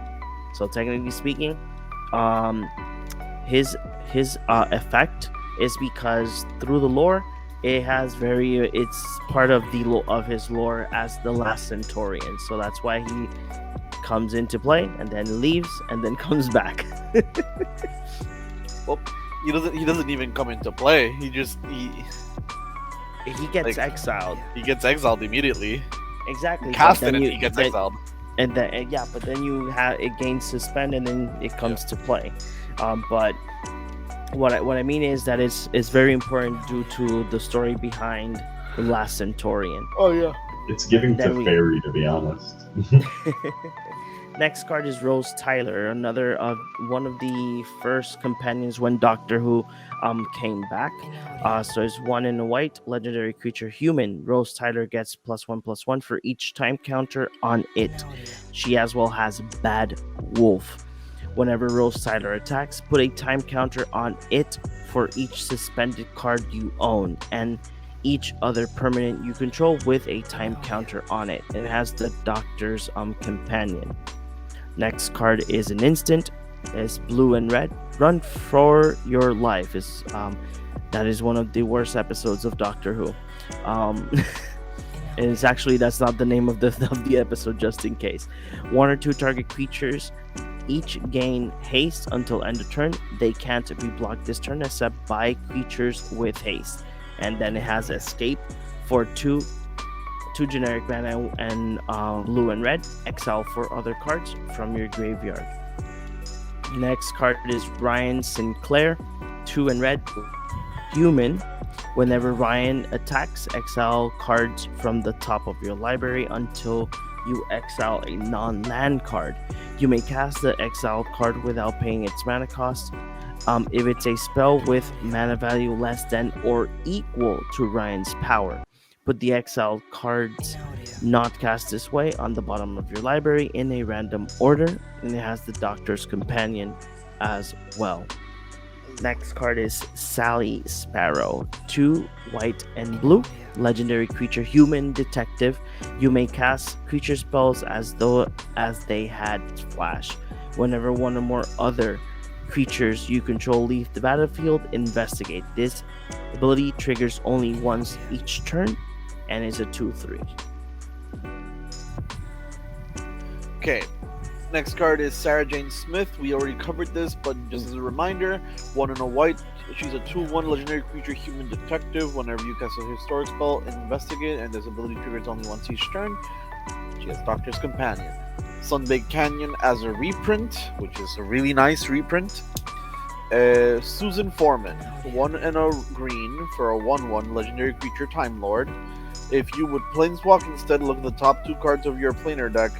Put one of them on the bottom of your planar deck and the other on top, then planeswalk. She can tap to add a green, and she has Doctor's Companion. Tegan Jovanka is 2 in a white for a 2/2 legendary creature, human. She has Braveheart. Whenever you attack, target attacking historic creature gets +1/+1 and gain indestructible until end of turn. She has Doctor's Companion. And the Caves of Androzani is 3 in a white. It's a enchantment saga. Put 2 stun, it has 4 chapters. Chapter 1. Put 2 stun counters on each of up to 2 target tapped creatures. Chapter 2 and 3 is for each non-saga permanent, choose a counter on it. You may put an additional counter on that kind on that permanent. And then chapter 4 is search your library for a doctor, reveal it and put it into your hand, then shuffle your library. I'm so sad that that thing makes reference to non-saga permanents, because then Tom Bombadil can't take advantage of it. Like, why? Why do you give me more sagas and not let me use them for Tom, bro? The fun part is that we're gonna start talking, and we're gonna start seeing the doctors. Go ahead, Yes. Chris. We got the Curse of Fenric over here. Another saga coming in for 2 generic mana, 1 green and 1 white. For each player, destroy up to 1 target creature that player controls. For each creature destroyed this way, its controller gets a 3/3 green mutant creature token with Death Touch. Target non-token creature becomes on the second chapter, I mean, a target non-token creature becomes a legendary horror creature. 6/6 legendary horror creature named Fenric, and it loses all abilities. And on the third chapter, target mutant fights another target creature named Fenric. I don't know if this is like super flavorful or something, but it's just like really long-winded removal to me, but I find it really fun. We have the Dalek Emperor, which comes down for 5 generic mana, 1 black and 1 red. It's a legendary artifact creature Dalek, and it has affinity for Daleks, costing 1 less mana for each Dalek you control. Other Daleks you control have haste. And at the beginning of combat on your turn, each opponent faces a villainous choice. That's honestly becoming my favorite phrase. That player sacrifices a creature they control, or you create a 3/3 black Dalek artifact creature token with Menace. And this Dalek Emperor is a 6/6. So super fun stuff. It's a shame that his mana cost is up to 7, and we really haven't seen enough Daleks to kind of justify this thing. But it just looks like so much fun. Up next, we got another saga called The Day of the Doctor. In the first 3 chapters, you are going to exile cards from the top of your library until you exile a legendary. Yes. Legendary card. Then you may play that card for as long as Day of the Doctor remains on the battlefield, and then you put the rest of the exiled cards on the bottom of your library in any random order. So essentially, for a total of 4 turns, you get to cast, whatever you pull out with this thing, which is always going to be a legendary, and then at the end, you choose up to 3 doctors. And then you may choose up to 3 doctors, and you may exile all other creatures. If you do, the Day of the Doctor deals 13 damage to you. What I don't understand from this, right, is like when it says choose 3 doctors, like is it like on your battlefield, I guess? I imagine, yeah. Okay. I mean, And then after that, we got the 8th Doctor. The 8th Doctor is a legendary creature Time Lord Doctor. It's a 4/4. He comes down for 4 generic mana, 1 white, 1 blue. And when he enters the battlefield, you mill 3 cards. Once during each of your turns, you may play a historic land or cast a historic permanent spell from your graveyard. If you do, it gains if this permanent would leave the battlefield. Exile it instead of putting it anywhere else. Potentially super fun. Again, going into the theme of like white and blue color combo, like Azorius color combo getting like a type of recursion, which in this case it's just it's not what does it count as reanimation if you're just kind of casting it from your graveyard? I don't know. Up next, we got the 11th Doctor. He comes down for 1 generic mana, 1 white and 1 blue, staying in the Azorius color combination. And he's a legendary creature, Time Lord Doctor, as expected. He has 3 power and 2 toughness, and he has an ability called I Am Talking, whenever the 11th Doctor deals combat damage to a player, you may exile a card from your hand with a number of time counters on it equal to its mana value. If it doesn't have suspend, it gains suspend.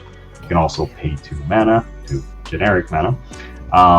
Target creature with power 3 or less cannot be blocked this turn.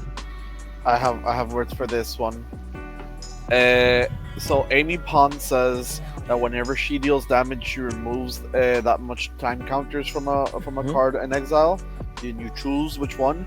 So you hit with, like, you activate the 11th Doctor's ability targeting himself, and then you activate the 11th Doctor ability targeting Amy Pond. You attack with both connect. With the 11th Doctor's ability, you will exile Rory Williams, and with Amy Pond's ability, you will remove 2 counters from Rory Williams and cast it from exile. It is so flavorful that those 3 work that way, because you could have Amy Pond be the Doctor's companion, and when she enters, because she has partner with Rory Williams, you search your library for Rory and put it into your hand, and now you can exile it with the 11th Doctor and then put it into play with Amy Pond. That is so flavorful. Yes. Completely agree. Now let's go to the next batch. The Face of Bo is already a card that we have spoke about, but let's go ahead and talk about the other one. Oh, and I think Flux as well, if I'm not mistaken. Well, let's go ahead. The 11th Hour is 3 in blue. The first chapter is search your library for a Doctor card, reveal it and put it into your hand, then shuffle. The second chapter is create a food token and a 1/1 white human creature token with Doctor spell you cast costs 1 less. Then chapter 3 is create a token that's a copy of target creature, except it's a legendary alien name Prisoner 0.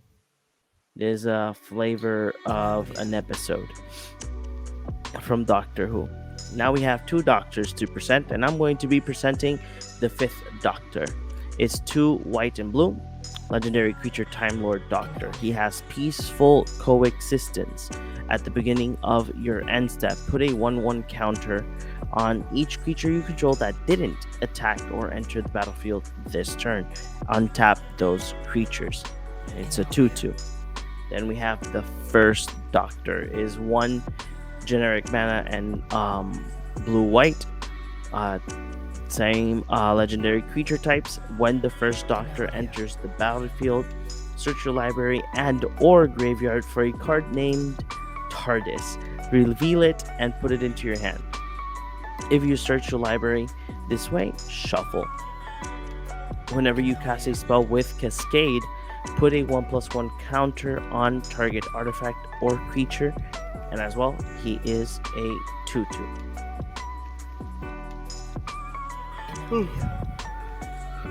Yeah. I think it's JP's turn. Yeah, I'm pretty sure the Flux, we already talked about it. Yes. The Foretold Soldier as well. The cards we need to talk about are the Fugitive Doctor, which is 3 red-green for a 4/4 legendary creature Time Lord Doctor. When the Fugitive Doctor enters the battlefield, investigate. Whenever the Fugitive Doctor attacks, you may sacrifice a clue.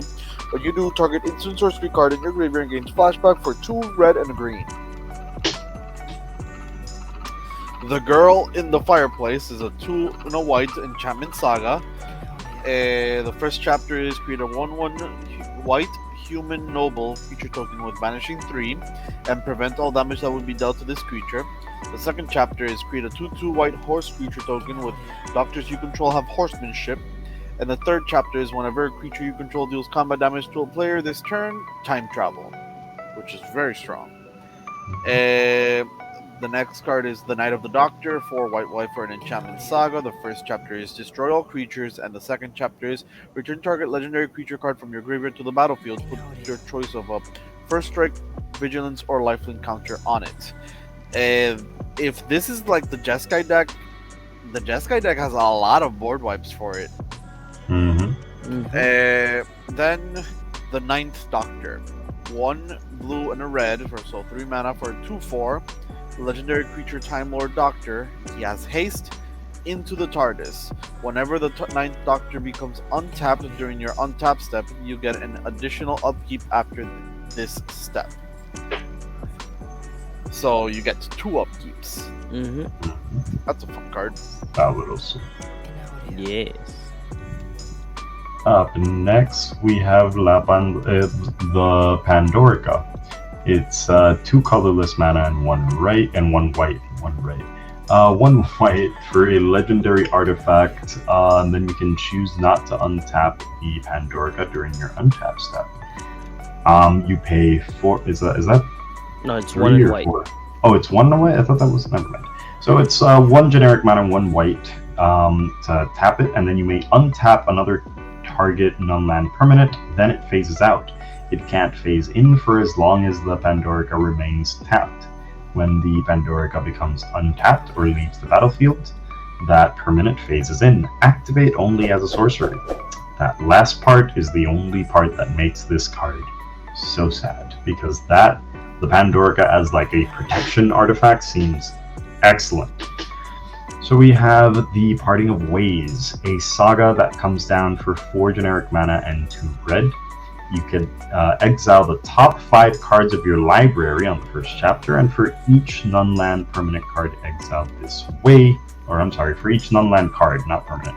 For each non-land card exiled this way, you put a number of time counters on that card equal to its mana value. If it doesn't have Suspend, it gains Suspend. On the second chapter, you time travel, and then you time travel. And then on the third chapter, for each opponent, destroy up to 1 target artifact that player controls. If this didn't cost 6 mana, this would be ridiculous. Getting this, being able to pop this off early game and having stuff for the late game would be excellent. Then we got the second Doctor, that's 2 generic mana, 1 white, 1 blue. Legendary creature Time Lord Doctor. Players have no maximum hand size. He is a 2/4, and he also has the ability How Civil of You. At the beginning of your end step, each player may draw a card. Each opponent who does can't attack you or permanents you control during their next turn.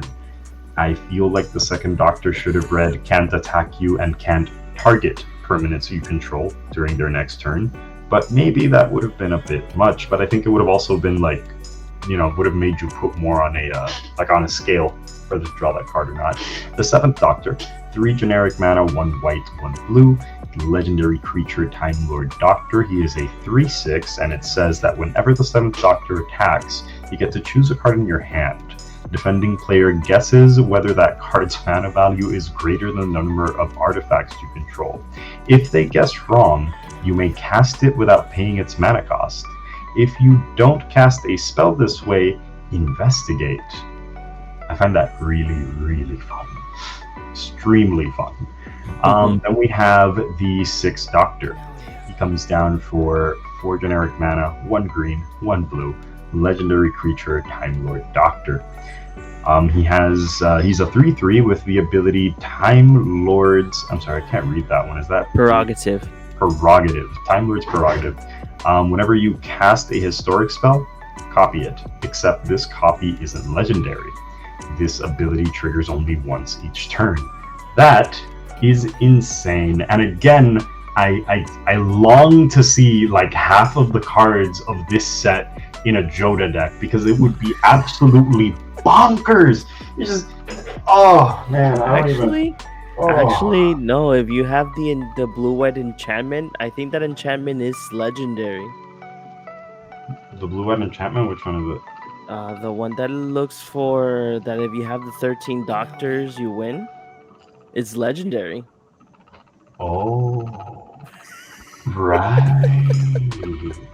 So literally, you can play all 13 Doctors with Joda, and even though all of their abilities are just everywhere, the whole point is just to cascade into the Doctors and play the legendary here's the thing, John. enchantment. They don't have to be differently named Doctors, John, so you can just copy all of them. No, with your yeah. blue spells, John. Yeah, but and then what I was saying. copies more stuff, and then It's flavor wise. That's what I'm saying. It like you have all 13 doctors in one deck. Oh, that's insane. So Even much though fun.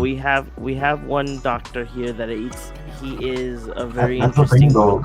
The doctors have a bunch of like, if you cast something from Mhm. anywhere other than your hand abilities, so you can just have the cascade from Joda trigger those, and this gets insane fun. But let's keep going. Yeah. So the Veil Yard is already a card that we have already spoken about before. But let's go ahead with the doctors. We have the third doctor. It is 2 and green blue. Time Lord Doctor, so I'm not going to mention the legendary creature because they are all Time Lord Doctors. So he has Trample. The third Doctor gets +1/+1 for each non-creature token you control. When the third Doctor enters the battlefield, create your choice of a clue token, a food token, or a treasure token. And he's a 2/2. And then we have the infamous the 12th Doctor. He's 3 blue and red. The first spell you cast from anywhere other than your hand each turn has demonstrate. When you cast that spell, you may copy it. If you do, choose an opponent to also copy it. A copy of a permanent spell becomes a token. Whenever you copy a spell, put a +1/+1 counter on the 12th Doctor, and he is a 4/4. Okay, but let's just say that you use the 12th Doctor and you cast Goblin Game, and then you copy Goblin Game with another spell, and then you make somebody else cast Goblin Game, and then make the other guy copy this guy's Goblin Game. Therefore, you get to play like 4 Goblin Games at once, and everybody will just be so tired they'll scoop. It's an excellent win con, John. Come on, hear me out.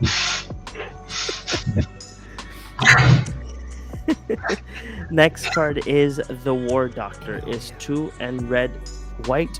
Whenever one or more other permanents phase out, and whenever one or more other cards are put into exile from anywhere, put a time counter on the War Doctor. Whenever the War Doctor attacks, it deals damage equal to the number of time counters on it to any target. If a creature dealt damage this way would die this turn, exile it instead. And it's a 3/5. Interesting card.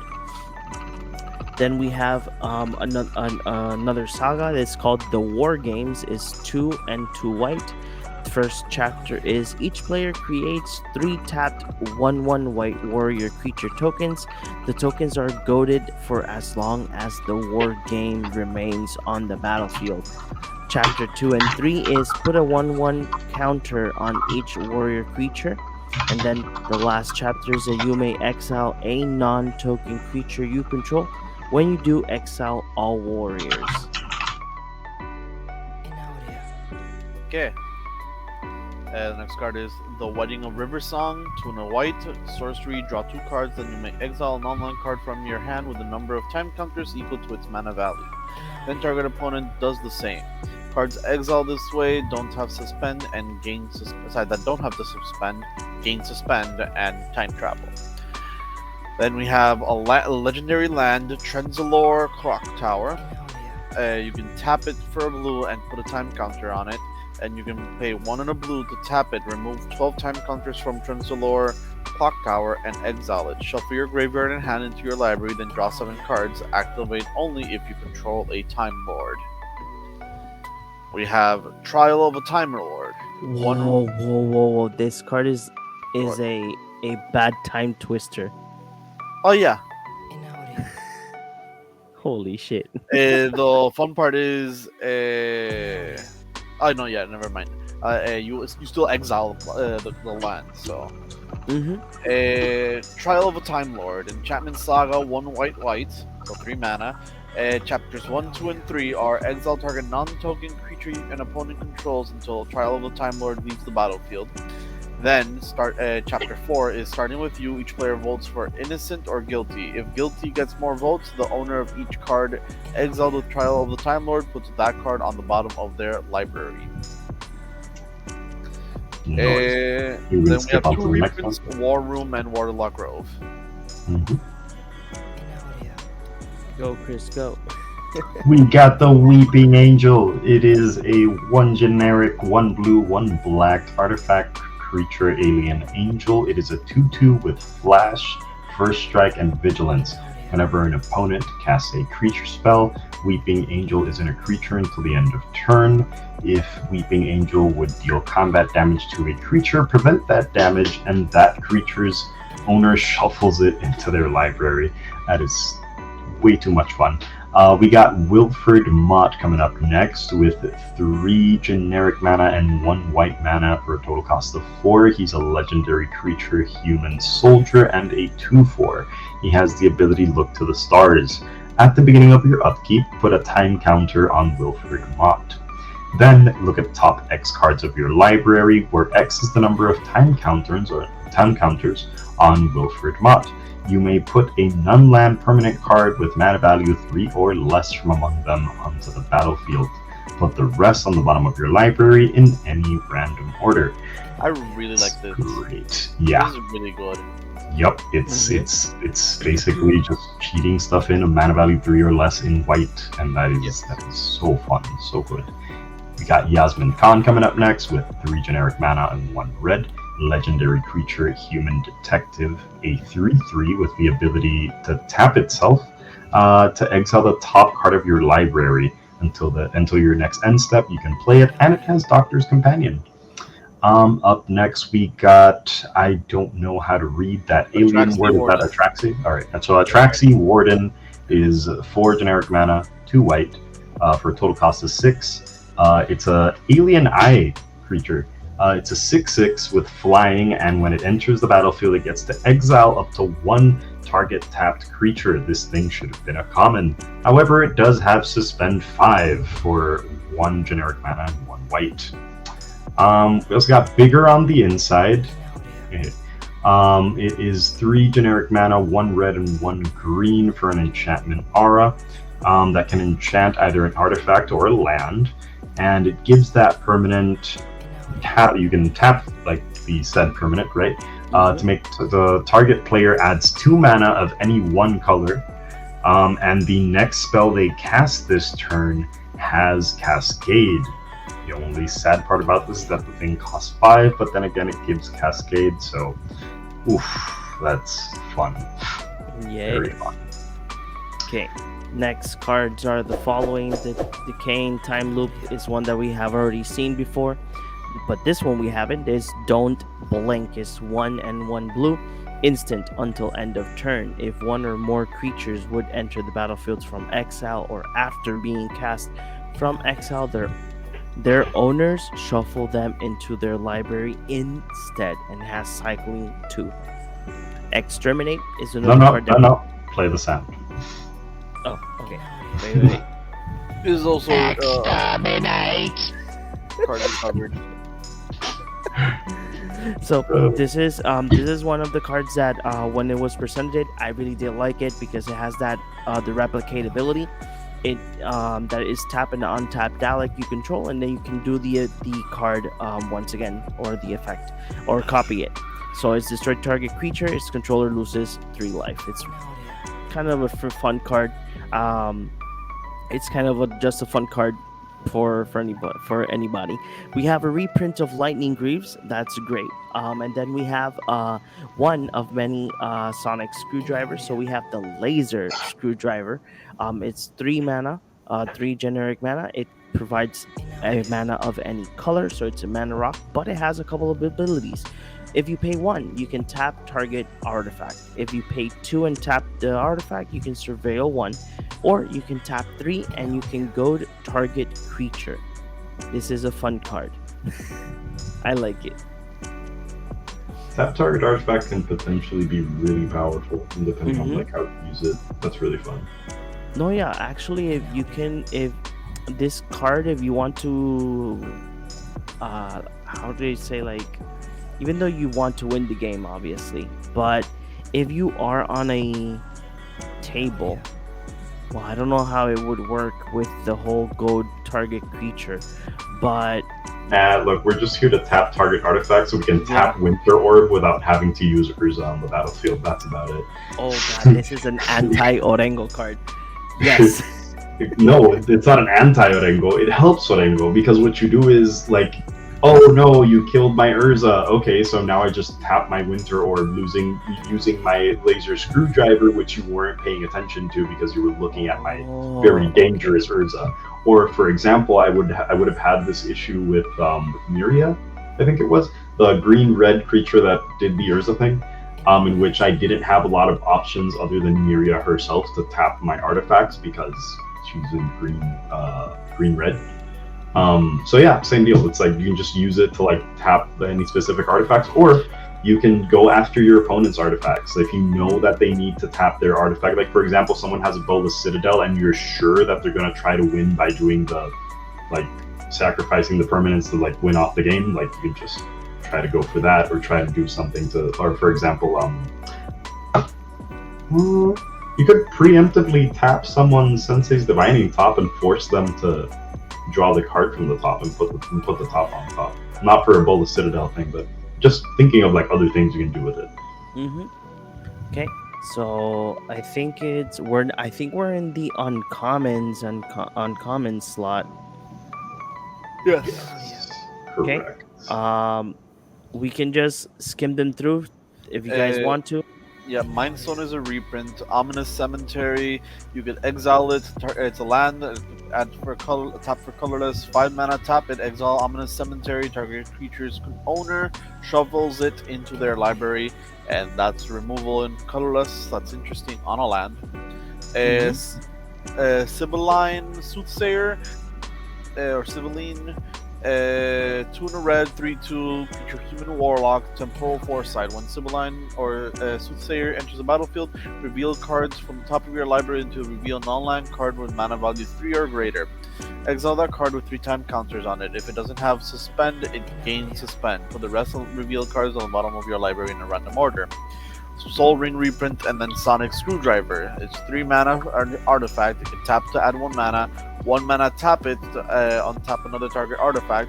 2 mana, tap it, scry 1, or 3 mana, tap it, target creature can't be blocked this turn. Then we get several arts with the Sonic Screwdrivers. Because just like that, everybody would know. I imagine that JP knows. So every Sonic Screwdriver, even though it's the same one, it's the same ability, but each screwdriver is of a different doctor. Yes. We already covered the Sonic Screwdriver. We could skip over to the Tardis Star Whale. 6 blue creature, alien whale, flying vigilance. Other creatures you control have ward 2, and suspend 6 for 1 and a blue. This card is actually strong for an uncommon. True. We have a talisman of all the talismans, or most of the talismans are getting reprinted. It's Talisman of Conviction, Talisman of Creativity, Talisman of Curiosity, Talisman, actually all of them. Talisman of Dominance, Talisman of Impulse. Of Dominance is a new. The Talisman of Indulgence. Then Talisman of Progress, Talisman of Unity. Hey, come on, we're just gonna like look at it and not talk about the Tardis? Come on, I know we already covered it, but come on, it's the Tardis. You can't just talk about Doctor Who and not like we already point covered out the TARDIS. I know, but I was like in the last episode. It's still another Doctor Who episode. You can't just like look at the TARDIS and not mention it. Like, come on. Did you say it? 2/4 flying vehicle. What?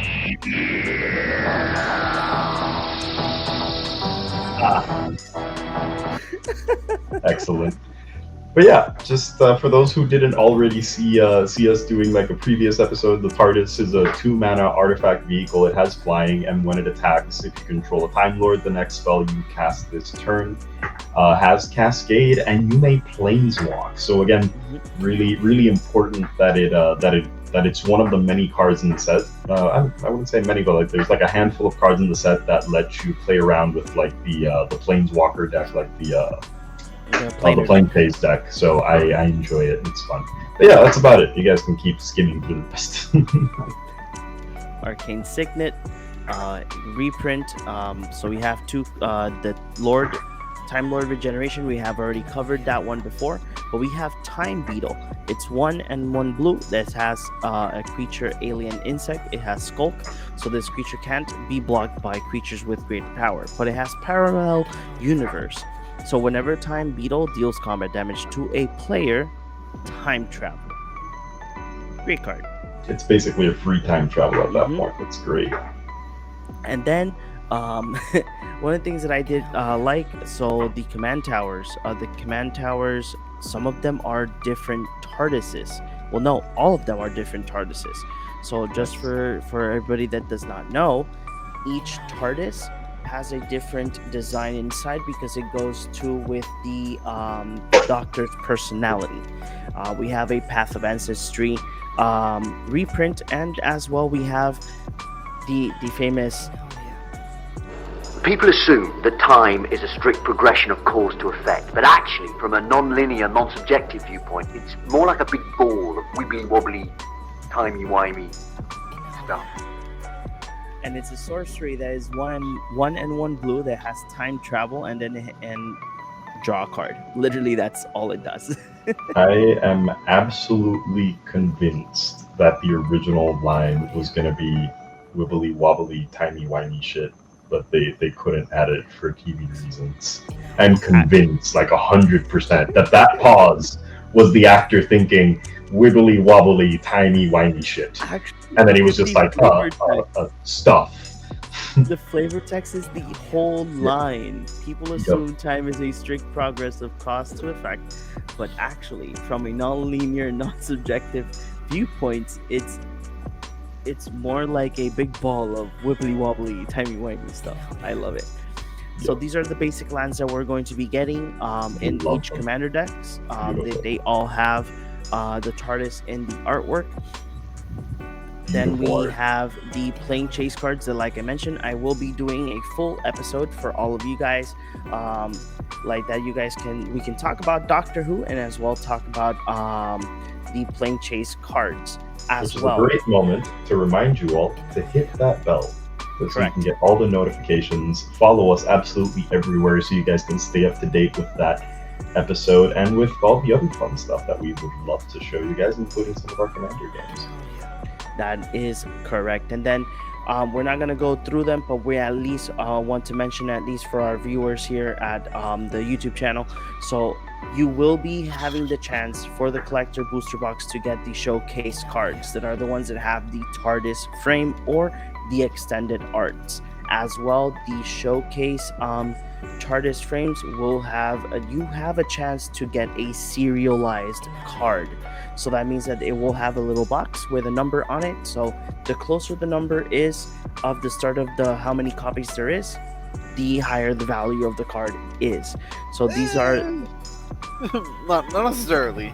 Some numbers are more valuable. really, I mean, if it's not if the you get one like of number 500, 69, of course. Like if you get number 12 for the 12th Doctor, you get number 1 for the Oh, number that's true. Oh, that would be sick, yeah. that would You be know? sick. Yeah, I'm pretty In sure that those year. would be a lot more valuable. Number 420. So each doctor, each of these cards will have like a distinctive artwork of the doctor to persuade their personality. That's one of the things that they did say in MTG Weekly this past week. So you have all of them right there. Even the Weeping Angel. Hey, they didn't show that one last time, but it looks amazing. Pretty sick.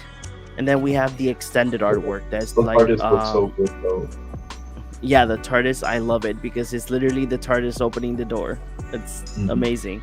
So we have the extended artwork as well for most of the cards from the set. So you can get the cards in extended and in the showcase TARDIS frame as well. They come in foil in the collector booster box.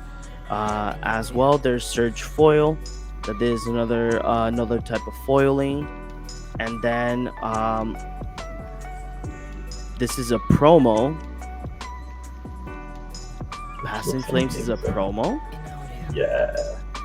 I had already seen it and the art looks absolutely insane. Like Wait, how do you get the promo though?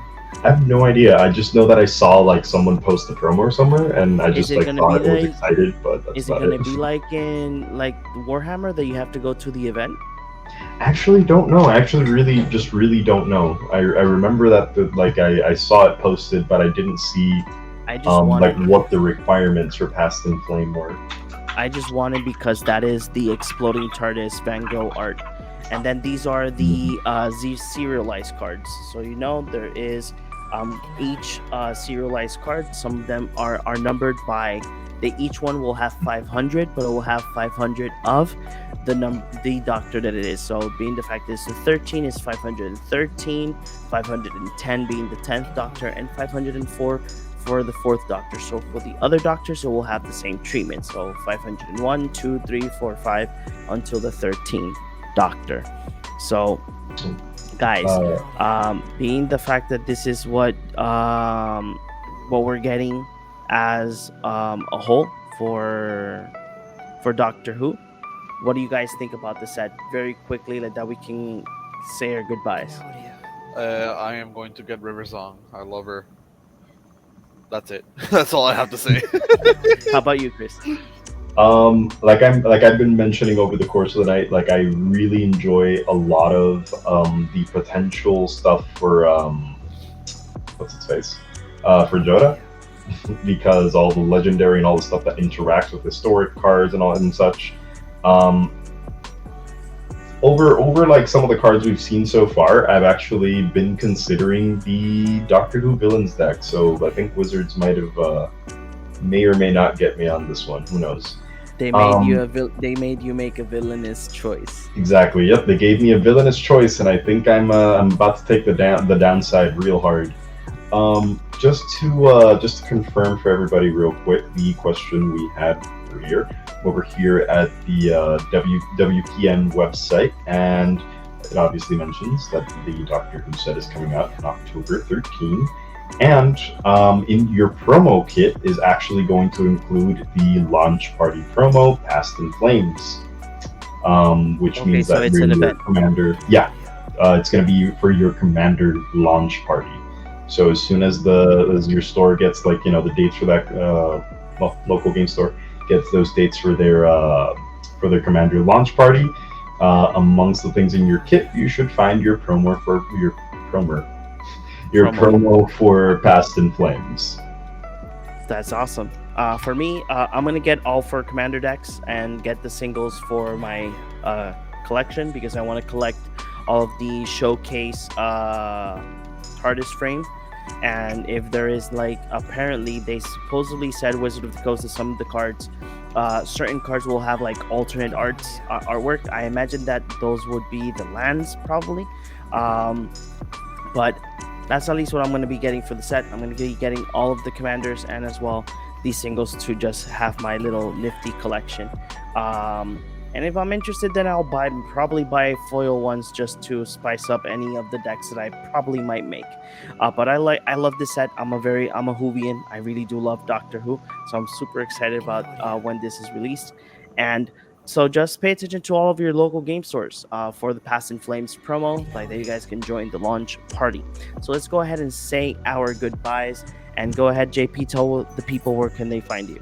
You guys can find me here in the Cardboard Cave podcast, hopefully talking more Magic the Gathering and hopefully the rest of the Doctor Who. What about you, Chris? Well, you can sometimes find me on my Twitch at ChrisCross13. You can mostly find me on all of our social media and for the Cardboard Cave podcast, as well as all of us here. And you can obviously find me here in the Cardboard Cave podcast talking about all of you, as Orengo would say, about sweet, sweet luxury cardboard. But more importantly, John, where can the people find you? So first things first, you can find Orengo at Cinemas Podcast. So follow his social media because he will be announcing when his short film will be available on a film festival here in Puerto Rico that is going to be showcased as well. You can find me at realinfilms.com. I have a couple of moving forward interviews that are already live and as well that are already in schedule. So if you guys want to see the conversation with the director of Dear David, a BuzzFeed studio film, it will be available next week. We're going to be talking about the film as well. I have already live the director and producer of a film that is right now in festival run called Tokyo Cowboys, and more to come. So guys, thank you for being here. Thank you for all of you that are watching us. Remember to subscribe to our channel and ring the ding-a-ling, that you guys can get notified here at our YouTube channel. And we will see you guys in the next one.